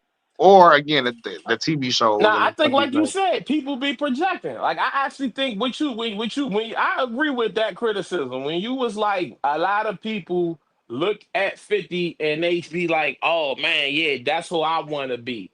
Or yeah, did they see, you know what I'm saying? Like, I definitely feel like that's happening. You know what I'm yeah. saying? A lot with it, not even just 50, but with celebrities, But a period. lot of Like, we people, tend to mm, project, but specifically, since we talk about 50, like, yeah, specifically to him, a lot of dudes, right? Was either bullied and wish that they were and was like he was and was like, oh yeah, this is how I wish I was, or thought that they were bullies, but it didn't quite work out the way it did for Fifth, and they're seeing how it's going on. He's like, okay, that's what I was trying to do. You know what yeah, I'm saying? Like it's one or the other. You know what I mean? And yeah. so I agree with that. I totally agree with that. And it's like at the end of the day, we gotta call BS BS. Like I understand it because I said like I ain't bragging, but I done been around street dudes who act like this dude. You know what Nah, I'm for saying? And sure. that's a real thing. So I I've understand seen it them in unfortunately. Chicago too. I know, yeah.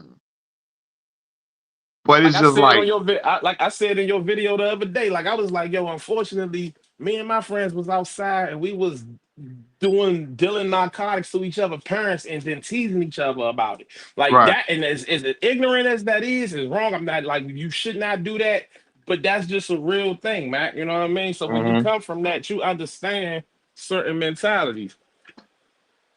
But it's just like for me personally, I feel like it'd be too.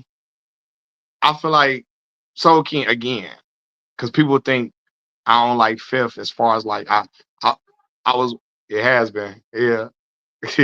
I'm talking in the back, my bad. But yeah, I was one of the biggest 50 fans growing up. I know all the music, all of that.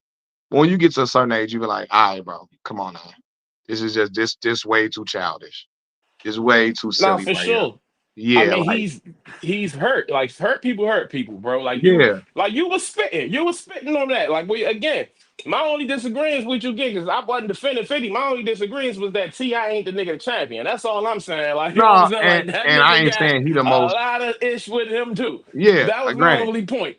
But yes, you're right. Hurt people hurt people. Like this nigga clearly is projecting his issues he's dealt with as a child and throughout his life. You know what I mean? And not only that, keep in mind too, Mac, this is a brother who got shot 9 times, bro. Yeah, Now, I don't know if you know anybody that got shot, but once you get shot, it does one or two things to you. You either gonna be extremely humble or you gonna be extremely over the top. Like you get what I'm saying? yeah, Is one or the other. You know what I'm saying? It's just like prison. Prison don't reconform people like it's supposed to. Prison yeah. typically makes you a worse criminal because you is a networking spot for It's criminals. not really a Very few correctional people, facility yeah, for yeah, like sure. it's not even set up for you to be, rehabilitated. That's the word I'm Right. looking for. Yeah, It's it's not. not set up. It's not set up for that. You are literally in there networking with criminals, so you typically gonna come out worse than you were when you went in there. For Most, sure. very few people, humble themselves. And For same thing sure. with being shot, bro. Like when you get shot like he did, and you survive that. Yeah, and again, I'm not making no. Again, he still has his issues, and I'm just trying to get people to understand why this brother's moving the way that he does. Like he probably feel like everything he's done since then has been borrowed time. He probably felt like he should have died that night, Matt. So everything else Yeah. is just whatever. Like this is whatever, bro. Like I'm not like I done already been shot 9 times. What could you possibly do or say to me that's going to be that? Now, and that's true. But and my whole point, and I mean, and he said at the beginning of Wankster, I got a lot of living to do before I die. Right. So, but at the same time, and I understand all of that, but at a point when you get older and you get 50 years old and you got the resources that you have, you got to get some Right. type of healing from that. You know what I'm saying?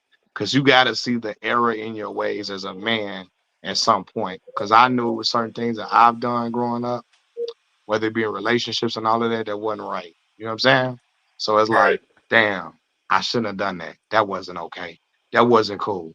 And he got to understand that even as far as with Banks, right? There's no reason him and Banks shouldn't be talking at no point. Banks ain't even ever disrespected Fifth. But Fifth just having points of where he won't he been saying talking crazy about Banks, and Banks don't want to come around on him more strictly off of that because he feel like I don't know Banks wasn't making enough music or whatever, and Banks had Yeah, he lost called him his Lazy father. Lloyd.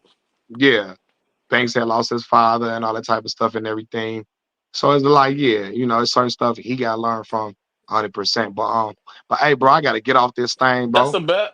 Yeah, for Appreciate you, sure. brother. But I appreciate all y'all popping on and showing love. Appreciate everybody that donated to the channel. Appreciate everybody that showed love. You want to donate to the Cash App? The Cash App is here. $Mac Miller 5. Again, the Cash App is Mac Miller 5. Thank y'all for rocking out with me. As y'all can hear, I'm a little under the weather, but I had a good time on here with y'all. So I appreciate all the love. Y'all hit the like button before y'all get up out of here. I'm gone, y'all. Peace.